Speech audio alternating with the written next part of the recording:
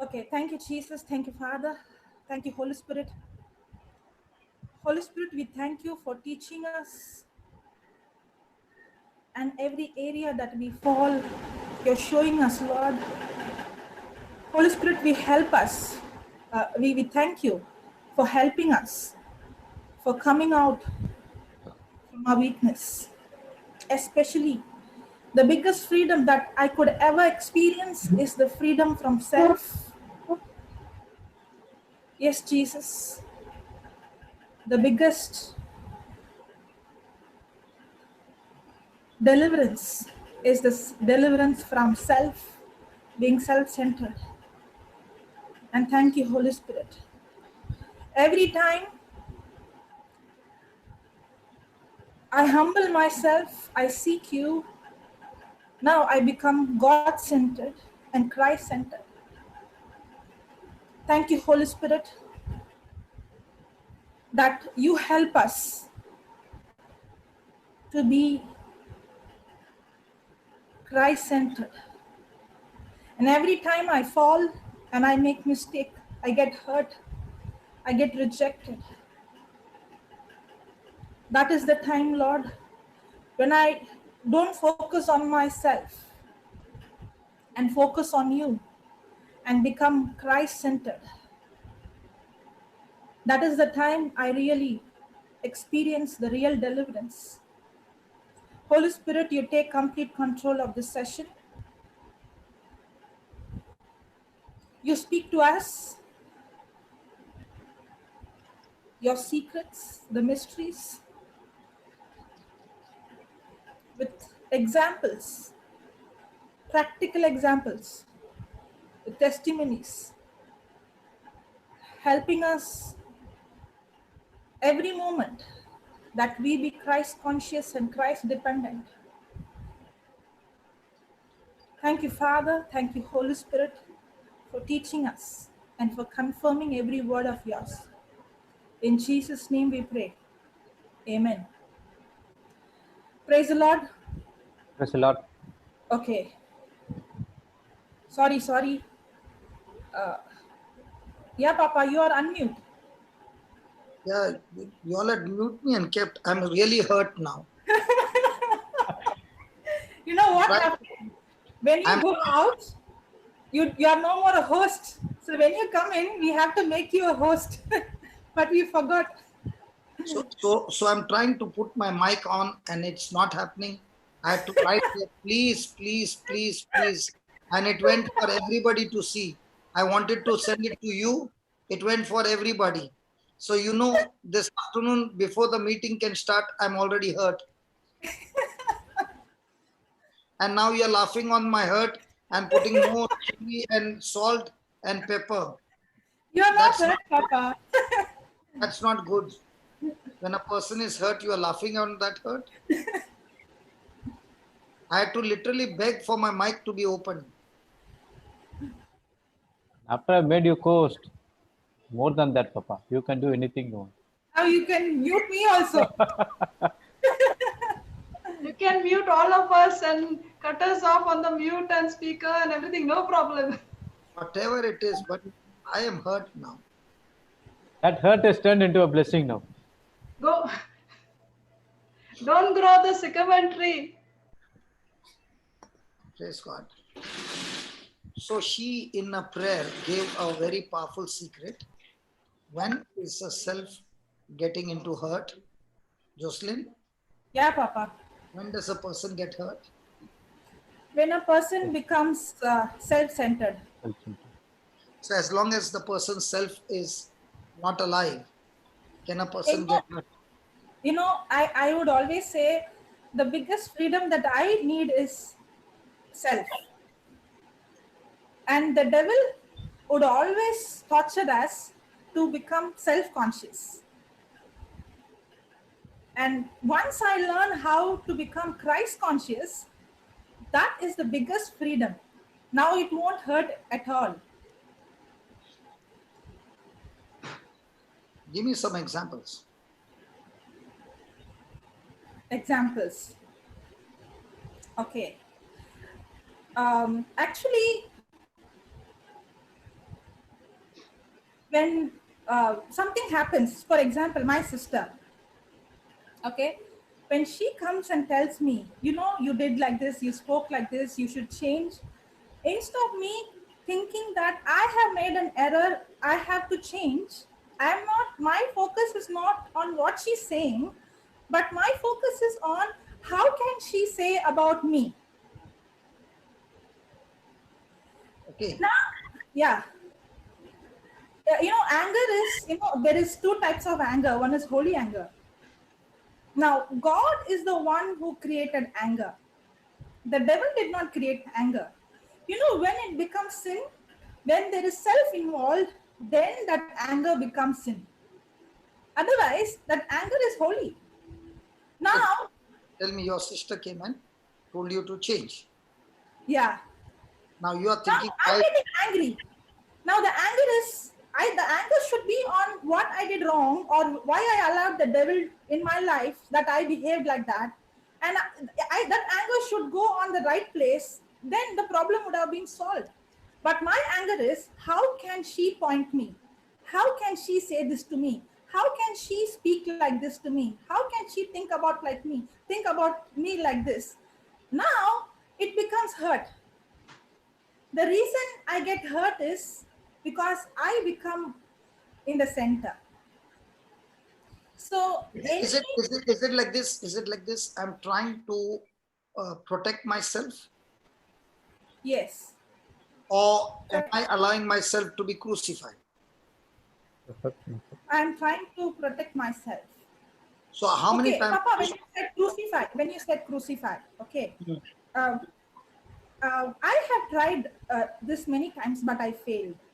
Okay, when I tried to crucify myself, when I put myself to death, I always found that I was not able to do it.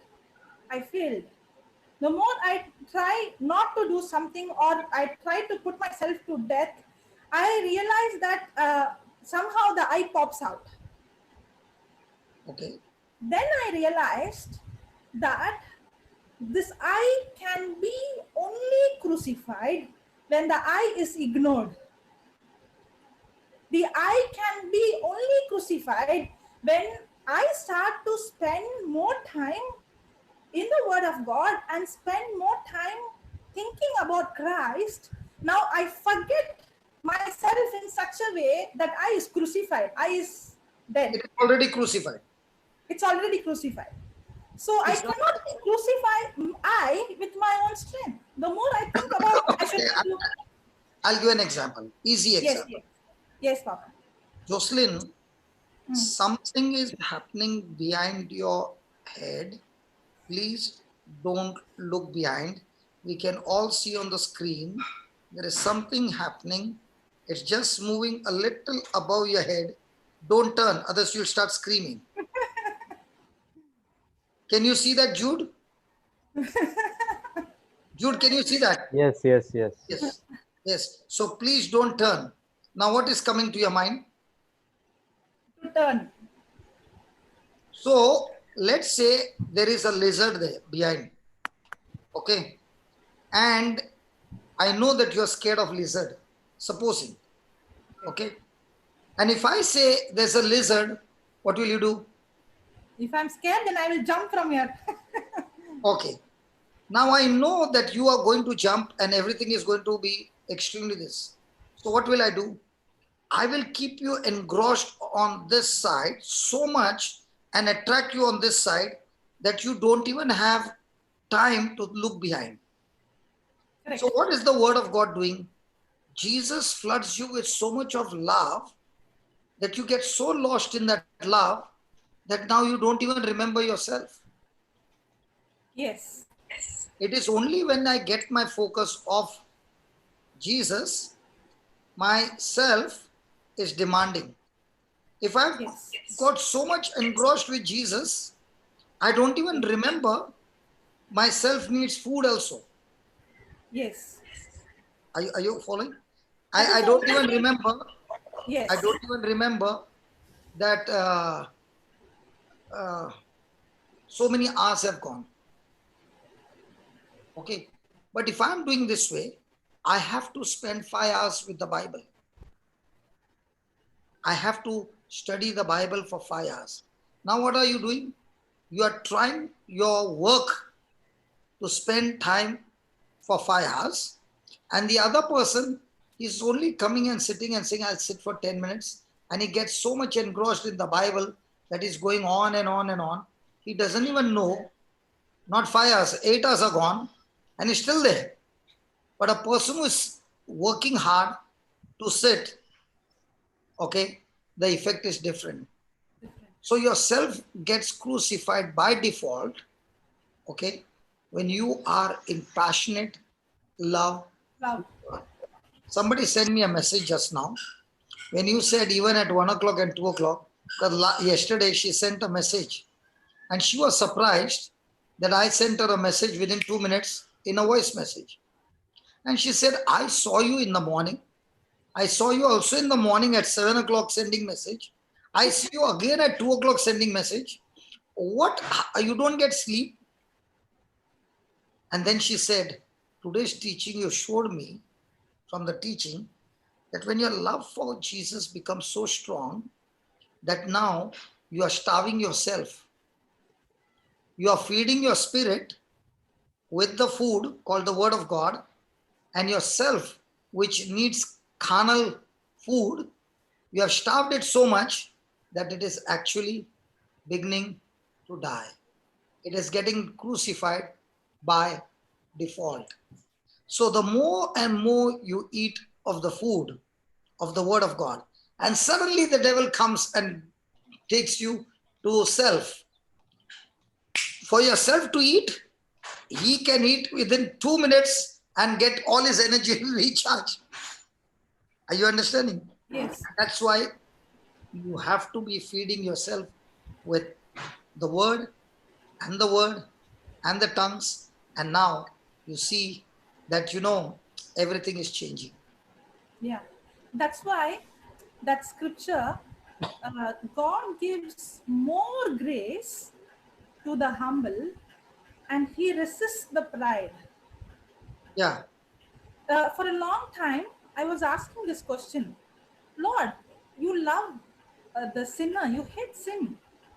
How is that how can you resist a person who is in pride? You should love that person, that's your nature. Then I understood that God is not resisting that person, but that God is resisting pride in that person, because not sin. Pride is the only thing that will keep that person away from God. Because pride is nothing but to be self-centered. Pride is nothing but to be self-focused. As long as I'm focusing, my action might be good, I might be right, but as long as I'm focusing on me, then even though God has a purpose for me, I am not humble enough to allow God's purpose to be fulfilled in my life. That's why this gave me the answer about David and Saul. It looks like David made a big blunder. But it looked like in the natural, Saul's blunder was not big. But actually, it is not, it is not the sin or the mistake, the action they did, the condition of the heart. If God was fighting against not Saul, but the pride in Saul, because God loves Saul and God wants to use Saul, but as long as Saul is going to be in pride, he is not going to allow God's purpose. Yes, Papa. If Saul is in pride, can you explain to me pride of Saul? What, Papa? When you say Saul is in pride, God wants to use Saul because Saul is in pride. Now, what was the pride in Saul? Okay, when God told him that he has to give sacrifice, he doesn't wait for the high priest. He doesn't wait, but he does it. And when Samuel comes and corrects him, he gives excuse. But he is not ready to accept that he is wrong. So that is a very indication that Saul is So when a not, person is not ready to accept his mistake, what is the danger of that? he is not going to be corrected. Sorry? A person cannot realize that he is wrong. One thing, can never experience what God has for him. No, no, no. I asked you, the Ah, person is not ready to accept his mistake. What happens? yes, he is not teachable. So he will never make correction. He will never make correction. Yeah. And if he never makes correction, he will continue in his pride. Yes. So he will never do what God wants. He ends up doing what he wants. Yes. And that pride can take him to hell.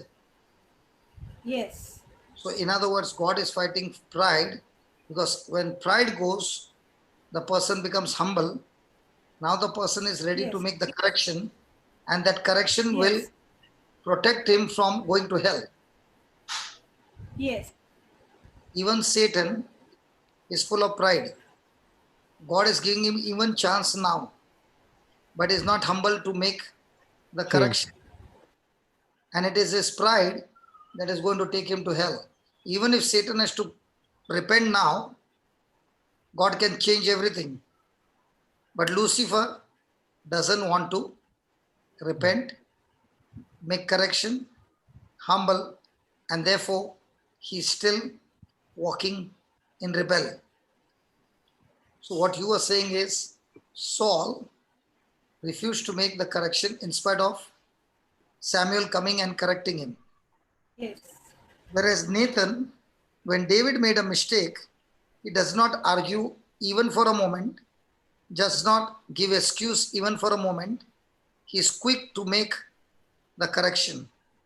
And that's why, even though David's sin was extremely high, he got relieved instantly, whereas Saul's sin was small compared to David, but because of his excuse all the time, he walked in pride till his last breath and ended up committing suicide.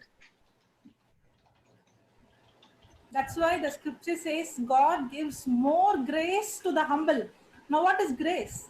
Grace is it's God's ability, God's power. He is giving it. That is given to me, even though I don't deserve it. Not because I deserve. So, That's what David received.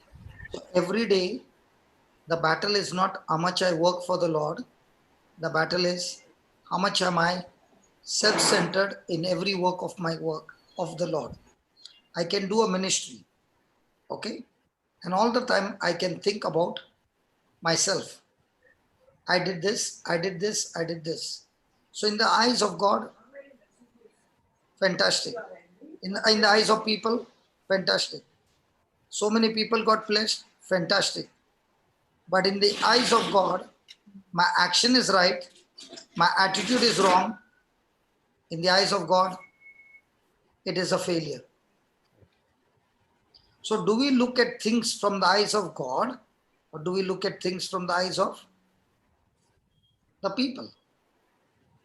We are tempted to. The eye comes.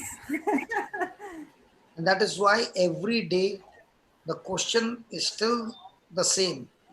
I might achieve everything, but God is not or never interested in the achievement. He is only interested in what is your heart condition. And that's why David was always after God's heart. See? So most of the time we are more interested in achieving. And God is saying you can achieve full marks for what you achieved. People are also appreciating. What is But in your the eyes of God, you might still be a failure. 2, the person's heart is very good, but he's going on being bashed up, and there is no result, and everywhere it's failure. In the eyes of people, a big failure. In the eyes of God, extreme good marks. So when you see in the eyes of Joseph, People are saying, instead of getting promotion, he's getting demotion. But in the eyes of God, he is excellent.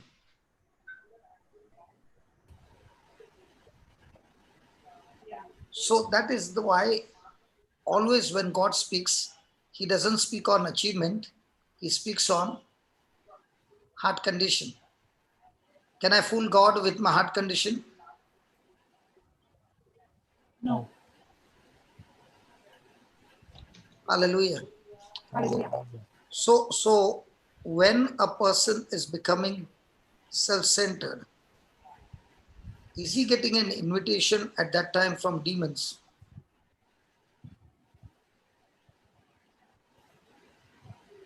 Well, I'm asking you.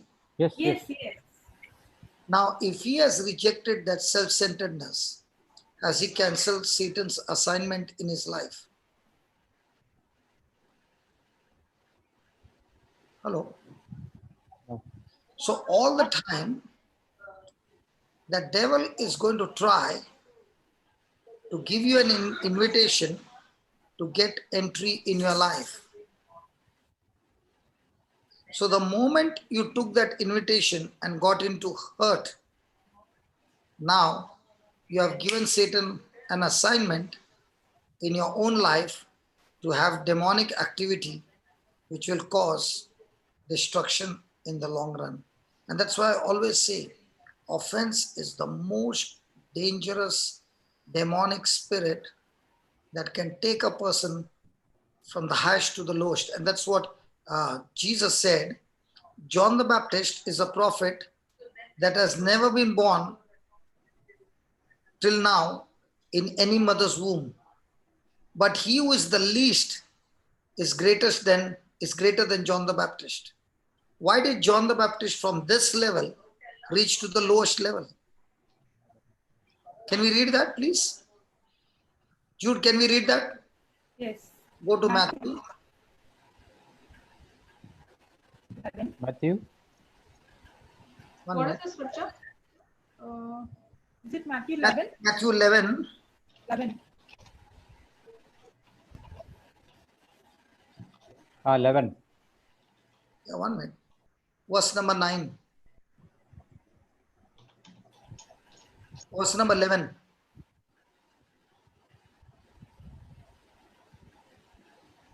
Read verse number 11.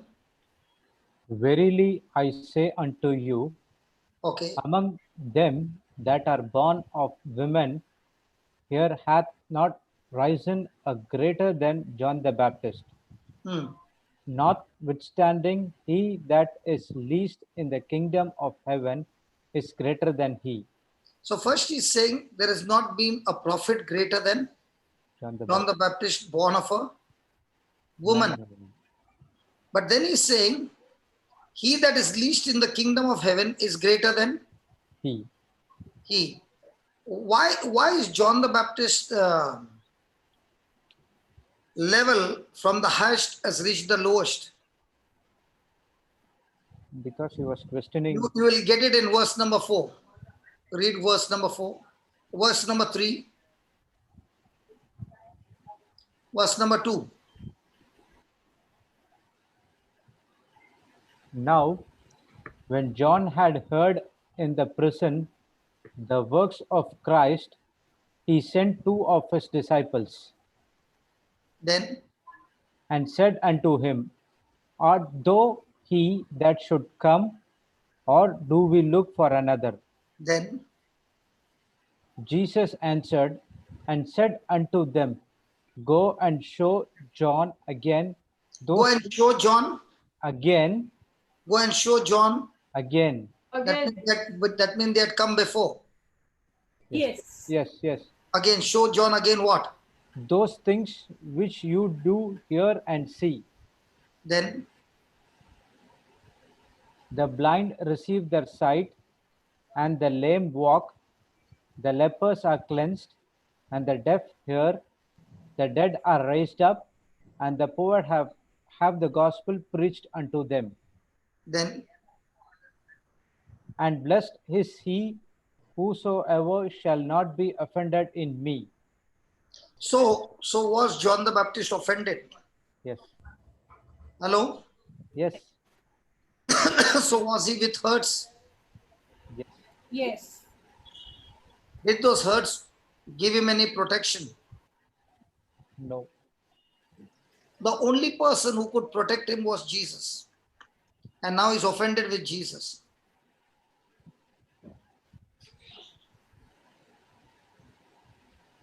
You know what Jesus is saying? Even though in his lifetime, all that he did, he has been the greatest, and there has never been a person greater than John the Baptist. Wonderful. But now that he has given an entry for hurts and offense from the greatest, he has come to the least. So, can you understand what can hurt and offense do that in the spiritual realm, in front of the people, John the Baptist is at the peak, his ministry is at the highest. But in the eyes of God, in the spiritual realm, John the Baptist has not realized that he has gone from the top to the bottom. Bottom. And because he stayed with offense till the end, he even lost his life. Yes.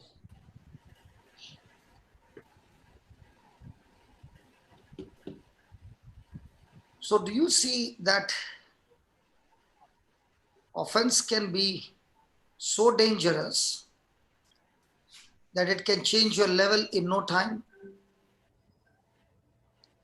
Yes. And the same thing can happen that the person is at the lowest point and he has every right to get offended, but he refuses to get offended and is walking in love and in faith. What would be his promotion? Supernatural. Amazing. Like Joseph. Like Joseph. Can he become the governor of Egypt? God's favor. God's favor. So in our life, when something is coming to hurt me, is it a good news or a bad news? Good If you news. know to play the game correctly, you will tell the devil, I am not at all hurt.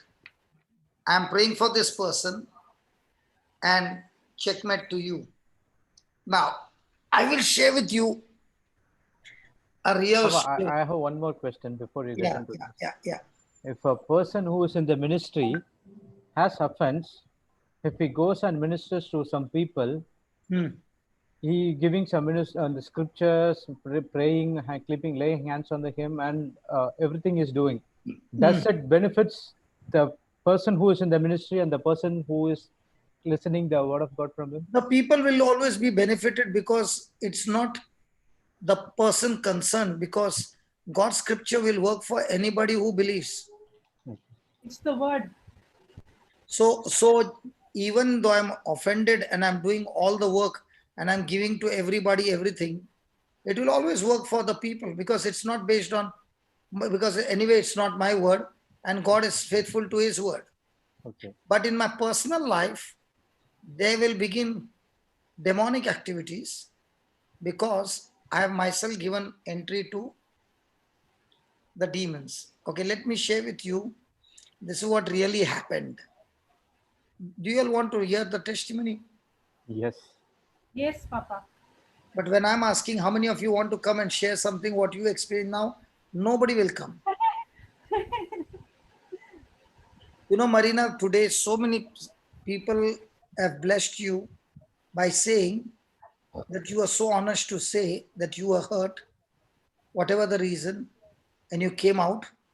And we also realized that there is nothing called as bulletproof. We have to be all the time vigilant that we don't give into offense. Okay. Now, this is what happened. As I told you, Pius used to get 95, 97. So we went to Mangalore. And after Pius experienced the power of God, he took me to his house. So we have come to his father and mother's house. Okay. And before going, I have taught him, you know, Pius was there in the ministry, in the charismatic for many years. He's at least 12 years elder than me. Okay. Now I am a baby He is very senior. But when I told him something, he was willing to listen. And now, for the first time after 12 years, he's seeing people are getting healed. Okay? Because he was taught, you should be very careful, other that sickness will come on you. Okay? So after hearing that, we went to Mangalore. And in the native place, the old houses were all built with big living room, big, everything is big. Correct? So the rooms are very big. Can you believe in that living room and on the stairs, going upstairs, we were about 100 people in that one, in the living room. Can you imagine how many people? And all of them sitting on the floor, some sitting there, some sitting on the stairs, everything. Now came the time of praying over. So I told everybody stand opposite to each other and keep a gap and stand there, and we will shift and we will come. Now, when I am praying over somebody and Pius is praying over somebody, and let's say we both are standing opposite. So the person who is praying also will be opposite, right? Our backs will be towards each other, right? Yes. Hello, right or wrong? Yes, yes. Right. So on that day, I was sharing about the same passage to Brother Pius, and he refused to believe me, and he said, I cannot accept this and I don't want to listen because you are going against all the church teachings and this and that. And he just left me alone. Now in the evening, I finished my preaching and he's going to lay hands and I'm going to lay hands. And we started. Every person that he laid hands, even before touching, they are all falling down. Everyone. Okay. My cue, nobody's falling down. Now, if we are standing back to back, can I hear the sound coming from this side? And I'm turning and I'm seeing nobody is there in the list that he has finished. And in my list, everybody's standing. Will there be a little jealousy moving around? Let's be honest. Yes, yes. Yeah, In you. Yes, in you. Because I'm the one who has taught him, and not one of them are falling on my side. Everybody's falling on that side. And the devil is saying, see, you taught him and see what has happened. And I'm telling the devil, thank God it's happening. Now, instead of one person working hard, two people can distribute and we can work hard. So I did not give into offense.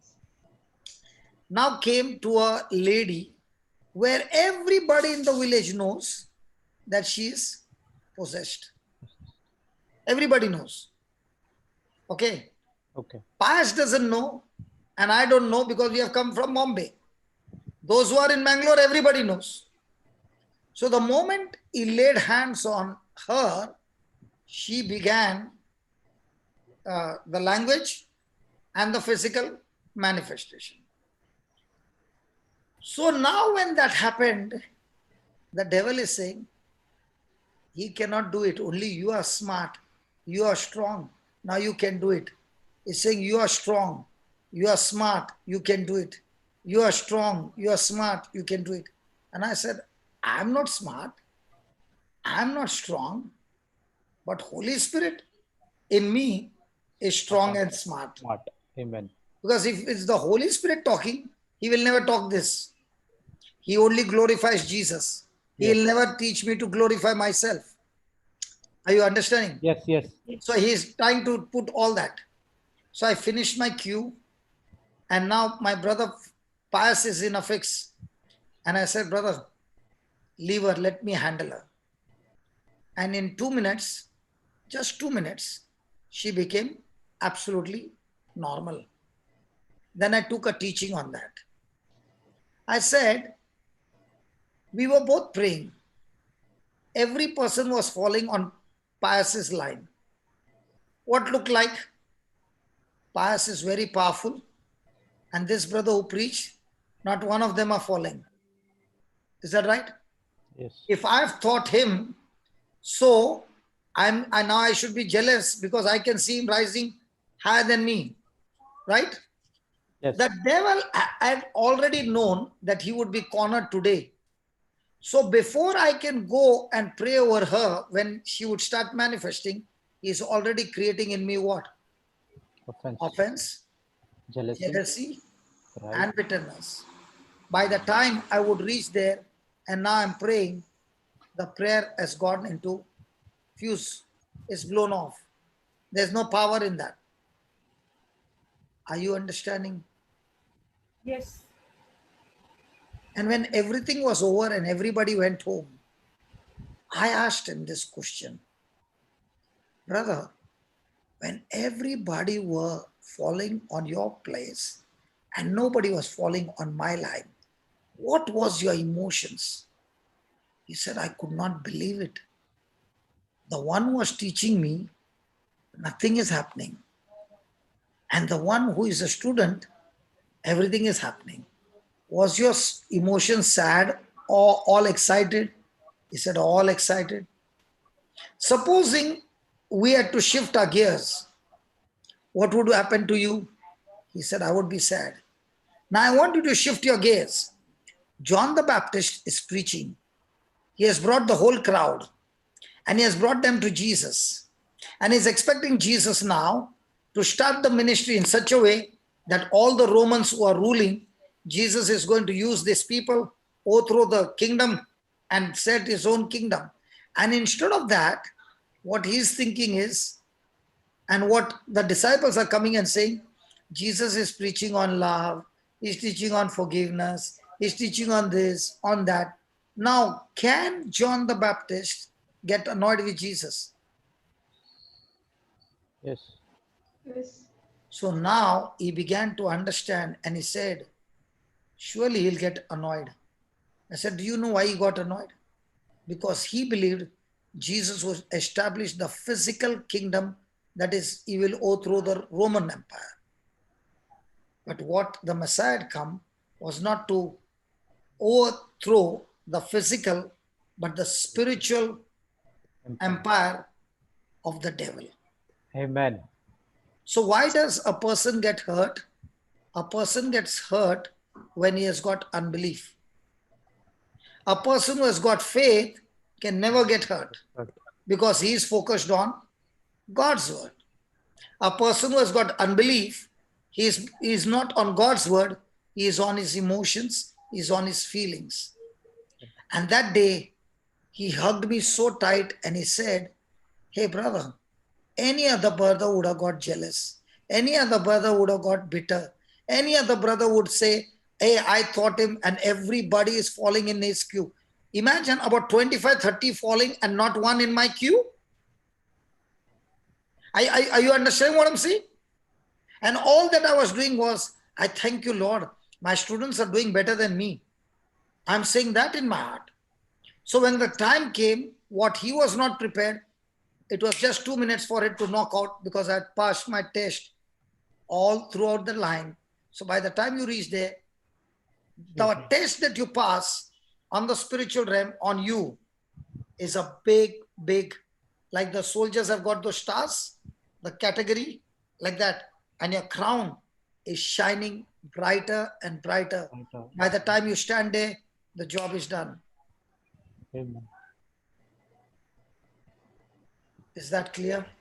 Yes. Yes. So, did John the Baptist from the highest position go to the least? Yes.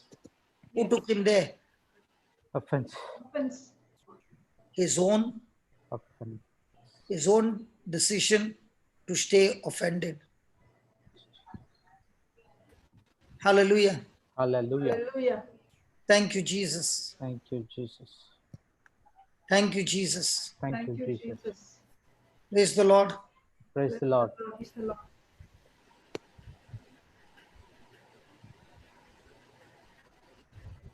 Now,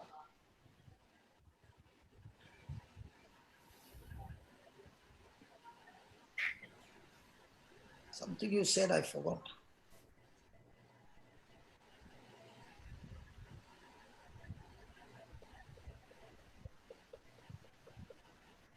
Now, Jocelyn, you are in your house for I 5 rent your years. house. Sorry? Rent. No, you are No, in your it got house. cut. Okay, you are in your house or you are in your college for 5 years. Agreed? Yes. And you are listening to the CD day and night. Yes. Nobody was on your side in the college. When you came home, nobody was on your side in your house. Correct? Yes. Now, what Yes. you are listening were truths or lies. Truths. So, what truths giving you divine inspiration? Yes. Yes. Now, if at that time you had nobody to talk to or call, now when you used to call me and I used to say, don't retaliate, do this. Okay. Now, when those negative things are surrounded, does it come to a time when you want to rebel? Yes. Yes. What if we are to rebel? Because I know another girl also who was studying with you. I don't want to take the name. Okay. She also, it was she who, or no, you only brought her. Sorry. Okay. Okay. And she Okay. left her house because of, Yeah. Now I remember. You remember? I was so shocked. see, Yeah, I brought her. why I'm sharing this, because like Marina, when she said that, I want to show my destruction never comes because somebody did something. My destruction comes because I allowed that destruction to come into my life. Are you understanding what I'm saying? So she was Yes. also in a house. In our house also, there was strictness like yours. Okay? But because she did not get freedom to practice, she left her home and went. She went in search of a job. Yeah. Correct. Yes. See, I cannot leave my house, but I No, can. I am actually thinking one person whom you're talking now. I understood whom I you're won't talking take her about. name. Okay. You find out. Yeah. Yeah. Okay. The reason of going far is I want freedom. So for the job, the parents have to leave. And going there, she also got offended with me, left me also. Okay. Went many places and all that. At the end, what did she see? You are humble. You said, I'll stay in the furnace and I'll still stick to what is taught to me. The second person went away from the furnace in a comfortable place and began to do what she wanted to do. Today, when you see both of them, is the result the same? No. So when you are surrounded by people who are going to hurt you, you are in a furnace position and you have the divine truth with you and you still stick in that place and you say, do what you want. I'm not leaving this place and I'm going to learn how to stand in love. Will that furnace experience make you a tough man in faith? Yes. But if that furnace has come and you get into hurt, are your great plans of God burnt in that furnace of hurt? Yes. If any person is drinking with cup and saucer tea and your cup is beautiful, I've got news to tell you, my friend. That cup that you see must have been a clay lying down by the roadside. And a person went and picked up that clay. And before picking up that clay, the dog must have even done shit in it. I don't know. Or must have raised his leg. Now that same person brings that clay, pours water on it, and starts stamping it and starts making it soft. And then the potter takes that clay, puts it on the wheel, and turns it around. Imagine how many turns. And the clay is not meant to turn around. That clay must be screaming and saying, please don't do this to me. I'm getting like vertigo, man. Everything is going like a merry-go-round. Please stop it. But he is only smiling and giving a shape of a beautiful pot. He's thinking it is over. Then he brings some sharp arrow and does all the design on it. Imagine what a pain. And then he stops the wheel and he brings it and he's saying, thank God it's over. No, he takes the pot into the furnace and keeps it there. Okay. The heat is rising up and he's saying again and again, enough, enough. Don't trouble me so much. Please, please, I beg you, don't trouble me so much. But he's coming and looking through the mirror and smiling. After that, he brings out of the furnace saying, thank God, now it is over. Then he comes with all the colors, all the chemicals and everything. Imagine how much of suffocation for that clay. Then puts it again into the furnace. And this time he's heating the furnace even more. When the whole process is over, and he brings it and keeps it in a glass for everybody to see. And you come and say, hey, I want that pot. And you're saying, isn't it beautiful? You know what the pot is saying? I was the ugliest clay lying down on the road. But the potter who created me picked me up from the road and began to work in me so many things. And because I was ready to go through all that process, it was hurting, but I still stood my ground.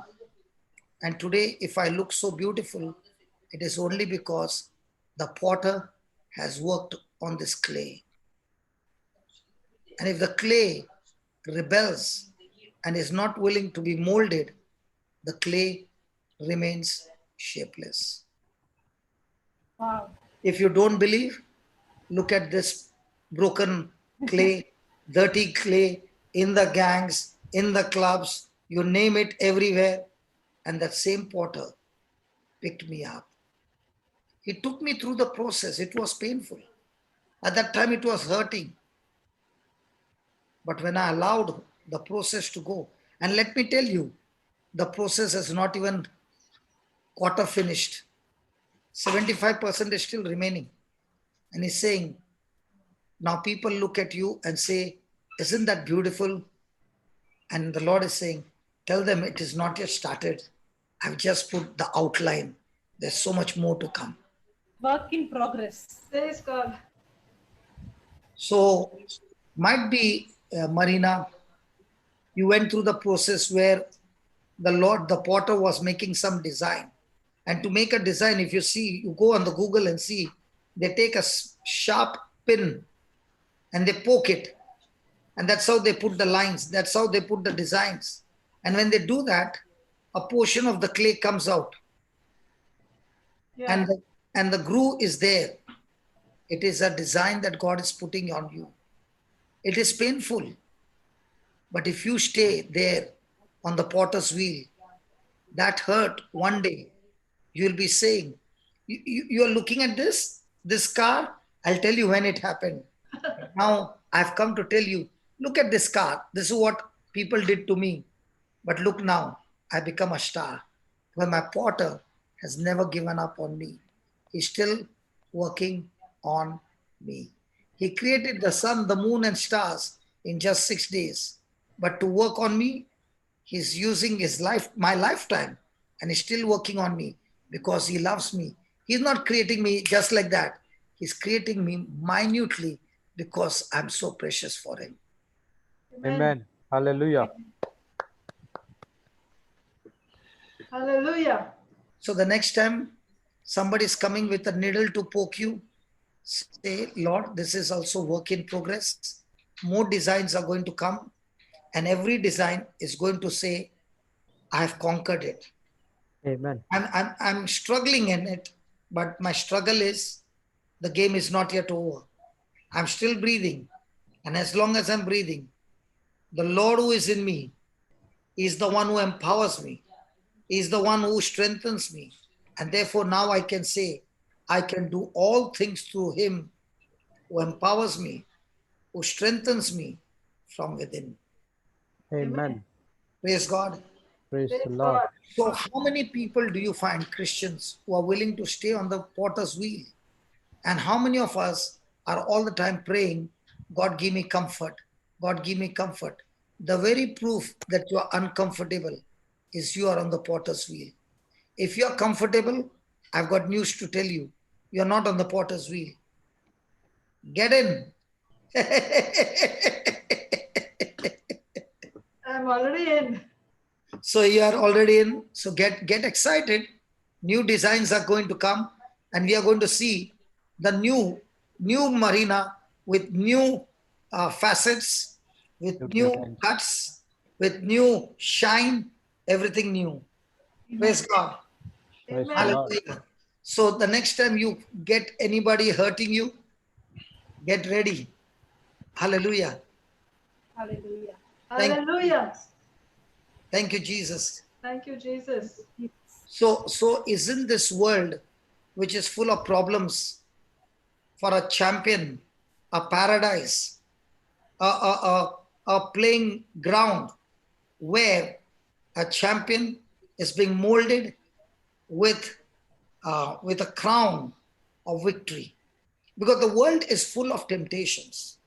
And the Bible says, blessed are you, Marina, when you are going through that temptation of getting hurt. And at that time, when you overcome those temptations, when you overcome those hurts with love and forgiveness, you shall receive a crown of life that Amen. God has prepared for those who love him. Praise God. Praise So the Lord. which one is more important? That you get into hurt, or that hurt is showing you you are work in progress, and it's time for you to overcome the hurt. And where will you get this? In the world. Why? Because Jesus said, the world hates me, the world will hate you. Let's go to John 15.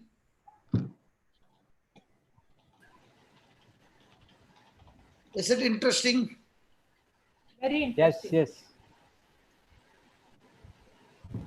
15. One minute, brother. You have not yet understood me. I am not prepared like I'm coming prepared. As it is happening,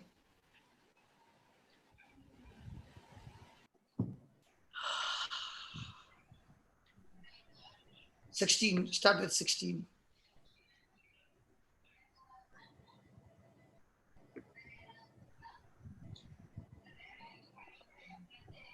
Can I start reading? Let Marina read. You have not chosen me, but I have chosen you. Now, when you're reading, please, Marina, Yes, Papa. reading me, believe Jesus is talking to you directly. Okay? You're not reading a text, that is Jesus talking to you. And I promise you, by the time you're finished listening to what Jesus is saying, every hurt of your heart shall be uprooted. Amen. Go ahead. You have not chosen me, but I have chosen you and ordained you that you should go and bring forth fruit, and that your fruit should remain, that whatsoever you shall ask of the Father in my name, he may give it you. So when you are producing the fruit, do you have a blank check from Jesus that whatever you ask of the Father in his name, he will give it to you? Yes. Yes. Then These things I command you, that you love one another. So is there any chance for hurt when you love one another? No. Then If the world hate you, you know that it hated me before it hated you. so is the world supposed to love you? No. So why are you expecting love all the time? When you're expecting something and your expectations are not met, you get into hurt. Don't expect. Expect that everybody around you is supposed to hate you. Why? Because Jesus, your master, was hated even before they hated you. Then, If you were of the world would love his own. okay, But because you are not of the world, but I have chosen you out of the world, therefore the world hated you. then, Remember, the word said, remember the word that I said unto you, the servant is not greater than his Lord. If they have persecuted me, they will also persecute you. If they have kept my saying, they will keep yours also. praise God. Then, But all these things will they do unto you for my name's sake, because they know not him that sent me. praise God. Now, is Jesus saying that he has chosen you or you chose Jesus? He has chosen me. Has he ordained you? Yes. For what?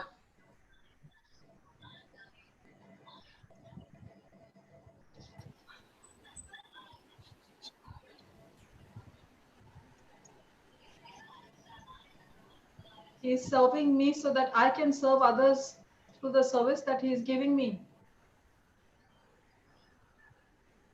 No, no. Why has he chosen you? To bear much fruit. Praise God.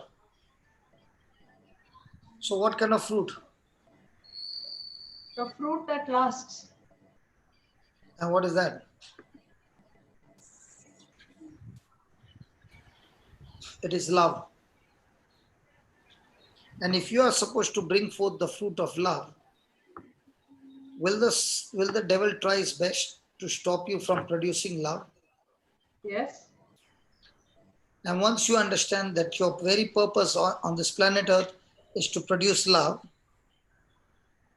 and Jesus has given you a blank check and said, whatever you ask from my Father, he will give it to you. When you ask the Father in Jesus' name, he will give it to you.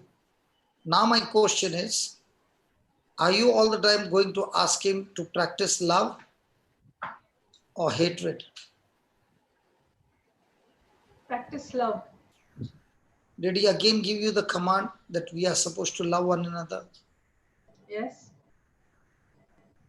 So if you fail to walk in love, are you producing any fruit? No. So are you fulfilling your calling? No. So remember, every time your battle begins in life, okay, and God wants to promote you to the next level, He always wants to promote you to the next level.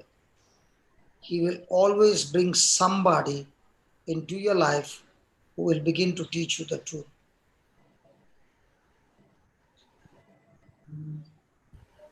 That is why even during this lockdown, God has been sending his invitations to people all around.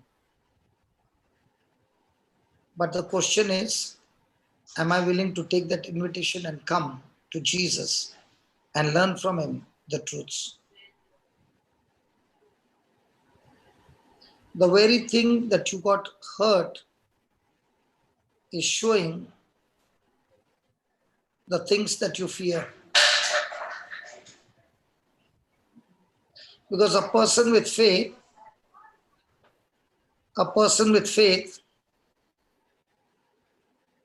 makes decisions based on the truth, and he is a winner. A person with fear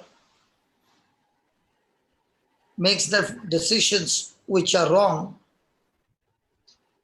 and destroys himself with hurt.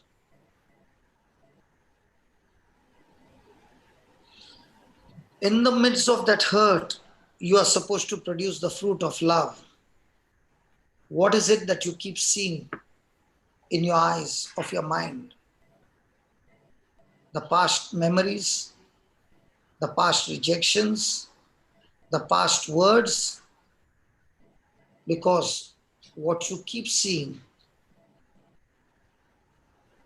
will stop you from seeing what God has for you. Because now your mind is full of pain, sorrow, grief, condemnation, and now you're no longer seeing all those plans that God has for you because your mind has been captivated by those thoughts.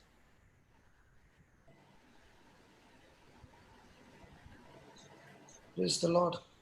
Praise the Lord. I think we need to change the topic now,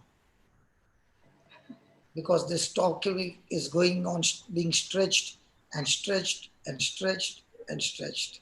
But in all this stretching, I thank God, beautiful truths are coming out, which a person will know before the manifestation what is going to be the result. If he's going through this hurts and keeping those hurts, he cannot anymore see all the plans that God has for you. You know, Marina, Yes, God Papa. put you in the hot seat today. And in that hot seat, it is not only you. There are so many who have been delivered by this demonic force, this demonic weapon that Satan has been using all your life. Today is the day of your freedom, where you are saying, I no longer want to see anything in my old memories. Spirit of God, I give you my memories. I give you my hurts. I even give away all those inverted quotes, what that person said to me. I don't want to remember it anymore. Because the more I remember it, the more it puts a wall for me to go and fly like an eagle. I am myself calling myself destruction. So from now on, I want to be God-centered. Jesus, I'm going to fix my eyes on you because you are the author of my life. You are the one who called me. You are the one who ordained me. You are the one who appointed me. You are the one who empowered me. You are the one who is supplying my sap. And I'm fresh and green. And I'm not going to allow any disconnection from myself with you. I'm going to stop thinking about it. And I'm going to say, Lord, whatever you said, ask whatever from my Father. Father, in the name of Jesus, I ask you to chop off all these sycamore trees, which has been for years in my logbook. What do you call logbook? File book? Whatever book. Destroy them, Lord, completely and make us a complete new person. In Jesus' name. Amen. You know what is this? This is healing. You can name it inner healing, outer healing, top healing, bottom healing, under healing, inside healing, whatever you call it. But the truth is the one that makes all this feeling possible. Amen. Amen. It is not based on emotion. It is based on your decision. If your emotions, I can make you cry. But if that decision is not taken, you'll be still crying every day. But when you make that decision and you're saying, Lord, today is my day. And along with me, there are so many who are going through these battles, Lord. And you are teaching us how we can be stronger and stronger in our battles. Come on, soldier, give me a good salute. So where are your two hands? In front or one is behind? Good. Where's your crown? Good. Aren't you like a baby now? That's called as being humble. That's called as being teachable. That's called as, Lord, I'm submitting to you. All this time I was a slave and I did not know how to deal with it. Now I know to deal with it. Come on, devil, give your best shot. And I've got news to tell you. I'm on my promotion. God on purpose brought this teaching out so that I could get the teaching and I can fix you up, devil. Ha ha. Hey, hey. Ho, ho, ho, ho. Ha ha ha ha. Hey, hey, hey, hey. Oh, ho, ho, ho. Ha ha ha ha. Hey, hey, hey, hey. Oh, ho, ho, ho. Ha ha ha ha. Hey, hey, hey, hey. Oh, ho, ho, ho. Lord, let the joy bubble up. Let the joy bubble up, Lord. Destroying all that sadness. Ah, ha, ha, ha. Hey, hey, hey, hey, hey. Oh, ho, ho, ho, ho, ho, ho. Ha, ha, ha, ha, ha. Let the river flow, Marina. Don't stop. Don't stop. Let the river flow. Let the river flow. Let the river flow. Ah, ha, ha, ha. Hey, hey, hey, hey. Oh, ho, ho, ho, ho. Oh, ho, ho, ho. Hey, hey, hey, hey. Ha, ha, ha, ha. Lord, let there be joy, joy, joy in the Holy Ghost. Spirit of God, let it bubble out, bubble out, bubble out, bubble out, bubble out of her mouth, out of her mouth. Uncontrollable laughter, uncontrollable laughter. In the name of Jesus, in the name of Jesus, Lord, let this anointing be like contagious, going to everybody in their homes, in their homes, in their homes, in their homes, in Jesus' name, in Jesus' name, in Jesus' name, in Jesus' name, in Jesus' name, in Jesus' name. Thank you, Jesus. Thank you, Jesus. Thank you, Jesus. You can't stop that, Marina. Thank you, Jesus.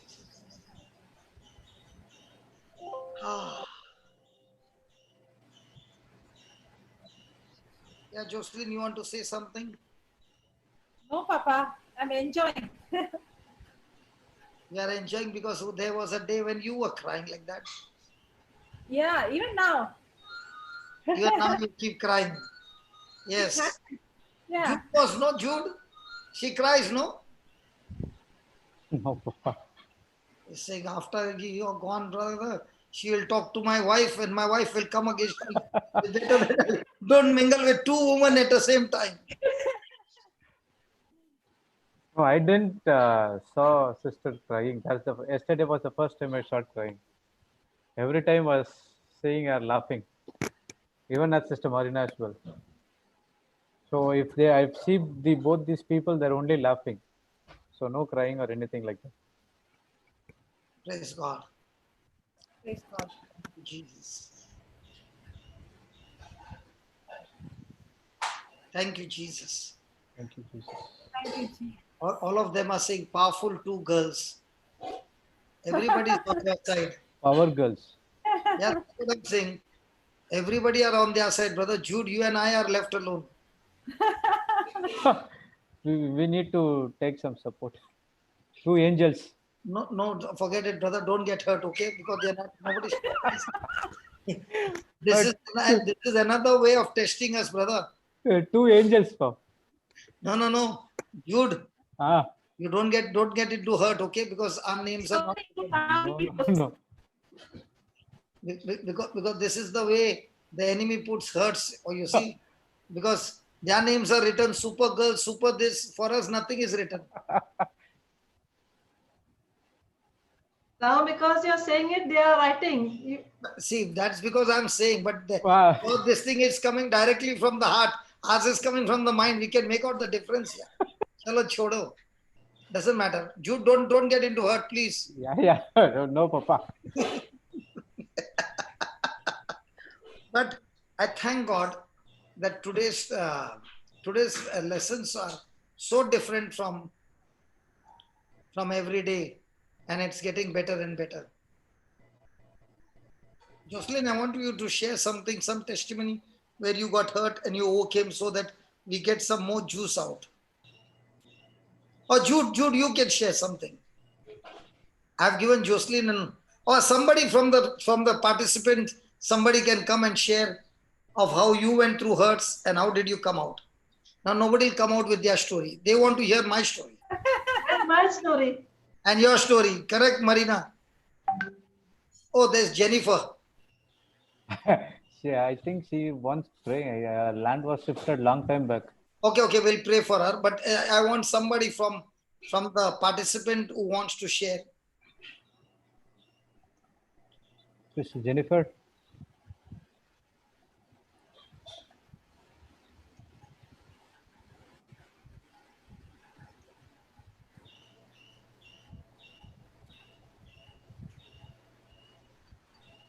Sister Jennifer, you there?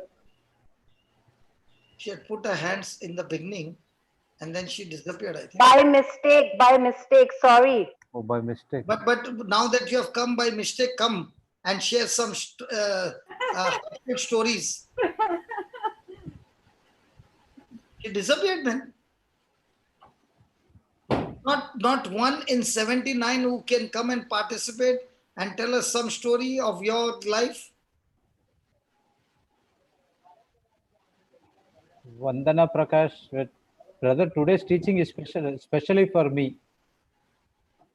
Who is saying? The Prakash. Vandana. Okay, take Vandana. Yes, sister. Sister Vandana. Yes, brother. Praise the Lord. Yes. Praise the Lord, brother. Yeah. Where are you? Yeah, I'm here. Oh my! When just a second. That's why when you are participating, you should put powder, lipstick, everything, and sit. Because you never know when the Holy Spirit will call you. No, actually, brother, my camera. I have to fix up a different camera.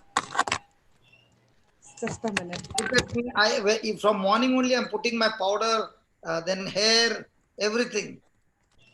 Now you know, Papa, why I'm wiping every time. And you're wiping every time. All the cream is coming out. Then you are putting the video off and putting the cream again. No, Today my sister Swarup is not happy with me because I just came in a t-shirt. She's saying, "What are you wearing?" Hello, praise the Lord, brother. Yes, praise the Lord. You are turning to a different side. Turn this side. It doesn't matter. She's talking in one camera. She's talking on one mic and camera is different. That is how life is all about. You should be still happy. Yeah, go ahead. Talk. Brother, it has been a big challenge journey for me right from the beginning, since I came into the Lord. And recently there was a kind of a warfare which I had recorded. I sent you a recording, which really had made me so much down this last week that I was completely shattered. My life is such a way, like I try to learn from whatever your teachings are, and then try to go and teach my people. I call people who are sick or someone who is down, and I tell them. And I even pray, and I get time to pray early in the morning, like around 4 o'clock or 3 o'clock. Okay. So I was told by my own people that it's like a hypocrisy, or I'm just, I was told not to do this. I was told to just relax a bit. Maybe Then what happened? So that made me really very much shattered, and there was so much of commotion in the house that I was literally lost. I thought that I should not. If I am being told like this, that means I am like this. I should not work. And I said, if I don't work, I'm finished. Like, you know. So I even tried to end of my life, but then I know God has a plan. Like, I was stopped and I was brought back. And then the next day, I heard your teaching on tongues, where you were teaching us how we can bash up the devil, how we can protect ourselves, how we can help ourselves. And immediately the next day, brother, I was so excited that that day I learned, I spoke to you also. And then the next day, I was quite excited to hear your teachings once again and continue. So I was trying to finish my work and get back to so I can sit down and study. But again there was a warfare, and I was so much felt guilty about it. I said, "Oh my God, I'm good for nothing." I felt like as if the lamb should break up and I should go inside. I don't want to show anybody my face because I'm not good. But then, rather, I was so much sad. But somewhere that whatever the other day I had learned, that started coming into my mind, back of my mind. I started, then I collected myself. Then my husband helped me to come up again. And now today I'm fit and fine. And today, after hearing Sister Marina's story and your teaching and your story, made me realize that yes, my warfares are not that big, but if you guys can, I mean, you can face it. Why cannot I? And when you are telling that to just get up, go to your contacts, call people, tell them about the Lord, and I realized I've been doing this. Like, no, I do this, and that is where I was told not to do. So I said, and you said that you and then I like you when you were stopped to do preaching, you realized that no, why people are stopping you, and you continued. So then I made up my mind that I realized that even I should do this. I should not stop. I should not get back. I should not pay attention to what I'm told not to do, because if it is something for the Lord, then I should do it. And I felt very good. And today the entire teaching was for me, brother. Thank you, Lord. God bless you. See, listen, listen, listen. The very reason, if you say, do you want to be a warrior? Yes. Okay.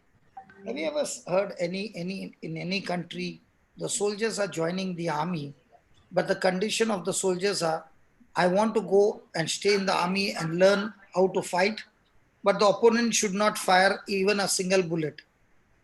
No. Is it given there? No. The opponent will do what he wants. But if you are trained well and you got good weapons, you can finish the enemy. And then the enemy is going to strike you suddenly. Yes. So are there going to be some days that you will get some bullets? Yes. So when you get those bullets, at that time you pray, Lord, let the land open and let me go in. I should not do it actually. So bullets are a mark that the enemy is going to go through, that you are going to go through. But look at Marina. She got hurt, okay? But she knows that what she's got hurt is wrong. So she decides, I don't want to stay in this hurt. I got to go and find. And she makes a decision to get out of hurt. Her very action or a very response to move away from hurt is a deciding factor what happens in a life in the future. But if she's going to stay with that hurt, then her reaction to hurt is going to make her life miserable. So also in your life, there are going to be issues where your action is going to decide what you are going to experience in the future. So if your action is a reaction for what they did, then your future is going to be a chaos. Yeah. But if your action is going to imitate Jesus to what they did for you, then your future is going to be awesome. Yes, God. So remember, the hurt is never by the opponent. The hurt is because of your own self-centeredness. Oh, That's what Jocelyn was sharing. As long as I'm self-centered, I will be hurt throughout the day. The same situation, I'm God-centered, I cannot get any of the arrows. Paul and Silas are put in the prison. What was the reason? They cast out a demon from a slave girl. Now, were they God-centered or self-centered? God sent. But they got so much of thrashing. In India, when a pickpocketer is caught, I don't know about Gujarat, No, the same brother. and he is caught at the railway station in the train, what is he first praying? Please hand me over to the police. I don't want to. Why is he pleading for the police? Because the police punishment will be less compared to the people. There are many who die by the bashing. Now imagine the mob bashing up Paul and Silas. What should they be sitting and crying? God, why did you allow this? Look at me. My bones are broken, this and that. But what are they? Self-centered or God-centered? God sent. That's why they did not take any hurt inside. And their response to that, what had happened wrong to them, their God-centeredness with praise opened the prison door and the jailer got set free. Yeah. Okay? Thank you, brother. So it's always going to depend on your action. I'll keep Yes, this in mind. I have written down also. Thank you, brother. Okay. God Eileen, bless you. Eileen.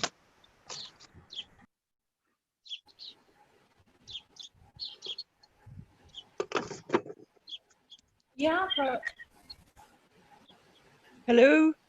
Yeah. Hi. Hi, brother. Yes, praise God. Tell me. You can't see me. I'm outside. I'll come inside. How are you? Oh, you are looking dashing today. Thank you so much. My God, there is such a big change in you. There is. And it's called the Yes. Holy Spirit. Yes, tell me. I want to share with you Yeah, my hurt. yes, please. When I was 17, I had an experience on a retreat. I was brought up a Catholic. Hold on. Please understand. Others, I'll get hurt. Please. Your English, for me to understand, it takes time to process. Yes. So, can you go at a slow speed so that I understand every word? I don't want to miss even a little bit. Okay? So, please bear with me. Others, Okay. I'll get hurt with you. I'll do my BBC announcer voice. What's that? I'll talk like the BBC, Okay. like broadcasting. Okay, go ahead. I was brought up a Catholic, and Okay. I was, and my mother was very religious. We prayed the rosary like yourself and all of that. But I had an experience when I was 17. There was a man on a retreat who talked about Jesus, and my sister was in America, but I had this revelation. So I wrote her this letter, and it said, I found Jesus. I wrote in the letter. The letter was actually 17 pages long. I told her about my whole experience. You wrote this letter to whom? To my sister. You know my sister. My sister is Brigitte. Oh, praise God. Okay. So I wrote her this letter, but afterward, as I got older and I was 18, 19, I'd fallen away. When I was 19, I found myself pregnant, and I was so afraid to tell my mother that I had an abortion. And I found it very hard to forgive myself for that. Hold on. When you got pregnant, what about the boy? Wasn't he ready to get married to you? No, he was from America and he was going back home. Okay. So he was okay with the abortion? He suggested it and said that he couldn't. look after the baby. I didn't feel I had anywhere to turn.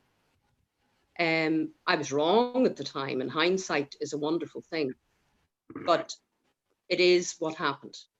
Okay. So I carried that. I carried that guilt, and I carried that hurt. A few years later, and I was working in a very good job. I was an advertisement manager for a newspaper in Belfast, and I lost my job. And I decided I would go away because I didn't want to live in Belfast anymore. I felt everything in the house was very oppressive. I was 23. So I left and went to Holland. And I lived in the Netherlands. And I met a man, and I found myself pregnant again. This time, it wasn't going to happen that way. I wanted this baby. So I married him. And I thought, great, this is going to be my life. I'm living in Holland. And my mother was organising the Catholic wedding for back in Belfast. But I had to have the baby first because I was so far pregnant. But anyway, I had the baby, and it ended up that man beat me up very badly. And I had to leave in the middle of the night with my baby and go back to Belfast. I literally ran for my life. So I arrived back in Belfast with a baby under my arm, and I didn't even have a change of underwear, but I had my baby. So I started to try and pick up the pieces of my life, but I was in a very dark place. Eventually, I started to get my life back on track, and I did a training course. I had left school early, I had no education. And I got into a relationship with another man and found myself pregnant again. So I had to divorce the man in Holland, and I was living with the new man in Ireland, and we had a baby girl. So now I have Sebastian and Alexandra, my two oldest children. And Peter and I had a relationship, but Peter had a better relationship with alcohol than he did with me. Peter was a very intelligent man, and I'm not going to say that we didn't have good times, but after eventually 6 years, and lots of things happened, but eventually the relationship broke up, and Peter literally disappeared. Nobody knew where he was. So I was left with debt, lots and lots of debt that I couldn't pay, and two small children. So I dusted myself off, got myself up and went, I've got to raise these two children. And my grandmother and my mother came down, and I did have their support, my grandmother especially. And I got myself back together, and about not long after that, and I know I wasn't searching for a man. I know what I was searching for now, but I met another man called Tony, and we began a relationship, and I thought that this was a positive thing. He'd never been married. He had had a child, but never saw the child, and I had two children. So he was working. I thought things were going to be great. He was my age. And I moved to County Monaghan with this man, and was bringing up my two children. But again, alcohol played a large role in Tony's life. Looking back now, I'm going, God, could you put even red flags were everywhere. Anyway, I decided I'm going to make this right. I'm going to marry him in the Catholic Church. I'm going to make it right this time. I'm not going to have a baby. This is not, I have two children. We're going to get married. This is going to be done right. So I married him in the Catholic Church. Now, what I'm going to say is something I think that really was the deepest hurt of all. Because what I subsequently found out was that this man had had a relationship, a sexual relationship, with the priest that married us.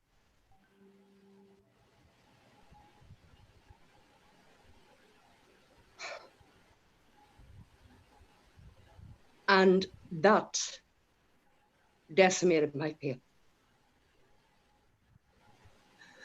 That's when I lost it. I was already in prison. Sorry, I'm crying, but it was a prison of my own making. I had the keys. I didn't realize I had the keys. For 30-something years, I had kept myself in that prison.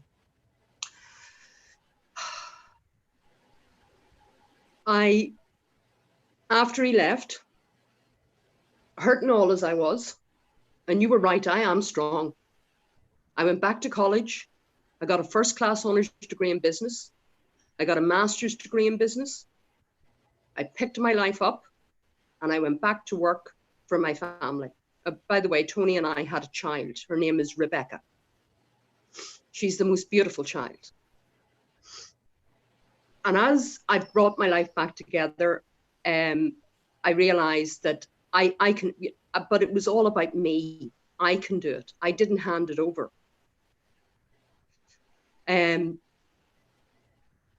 My faith was still there. My sister was still there talking in my ear, but I had lost something of the strength of it. I had lost the sight. I had lost the connection. The communication lines weren't there. I pushed myself to breaking point. And I have to do this. Now, I met another man. His name is John. We have been together now for 12, 13 years. And at the age of 43, God gave me another baby. There's 9 years between my daughter and my Rebecca and my beautiful son, Joshua.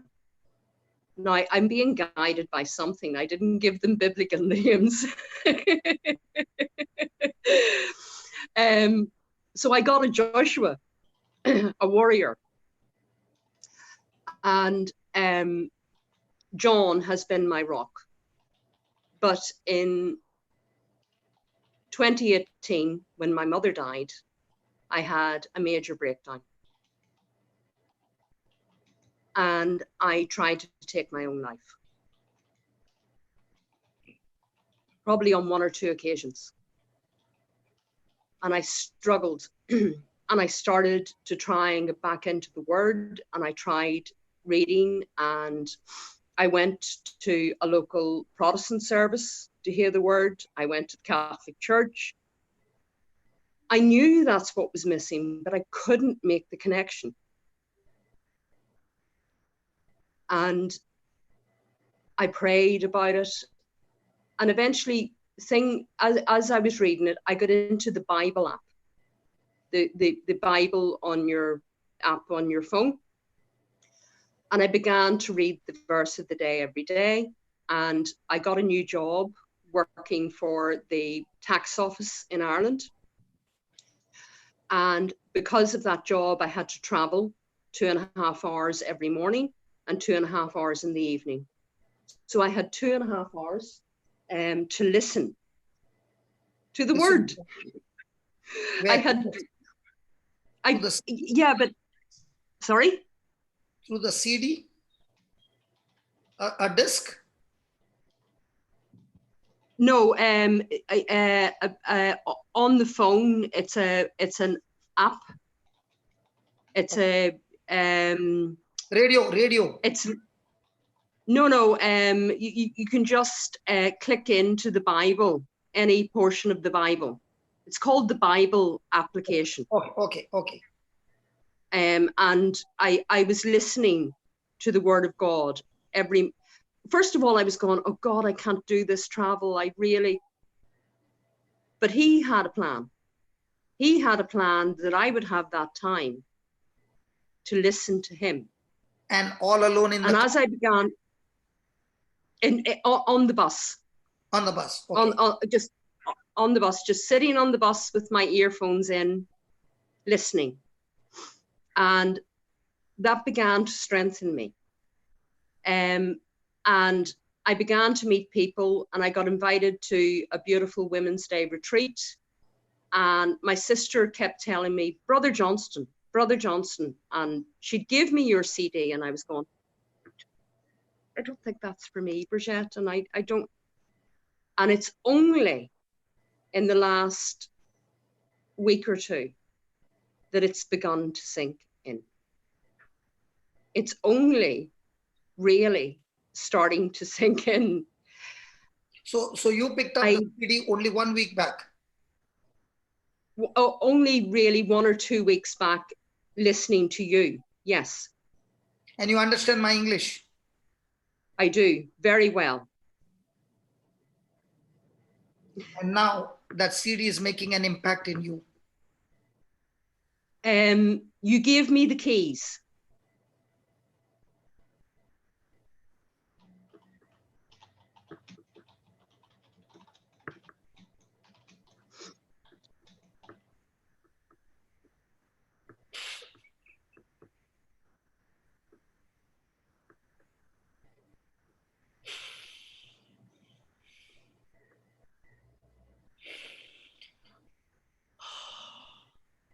Praise Jesus.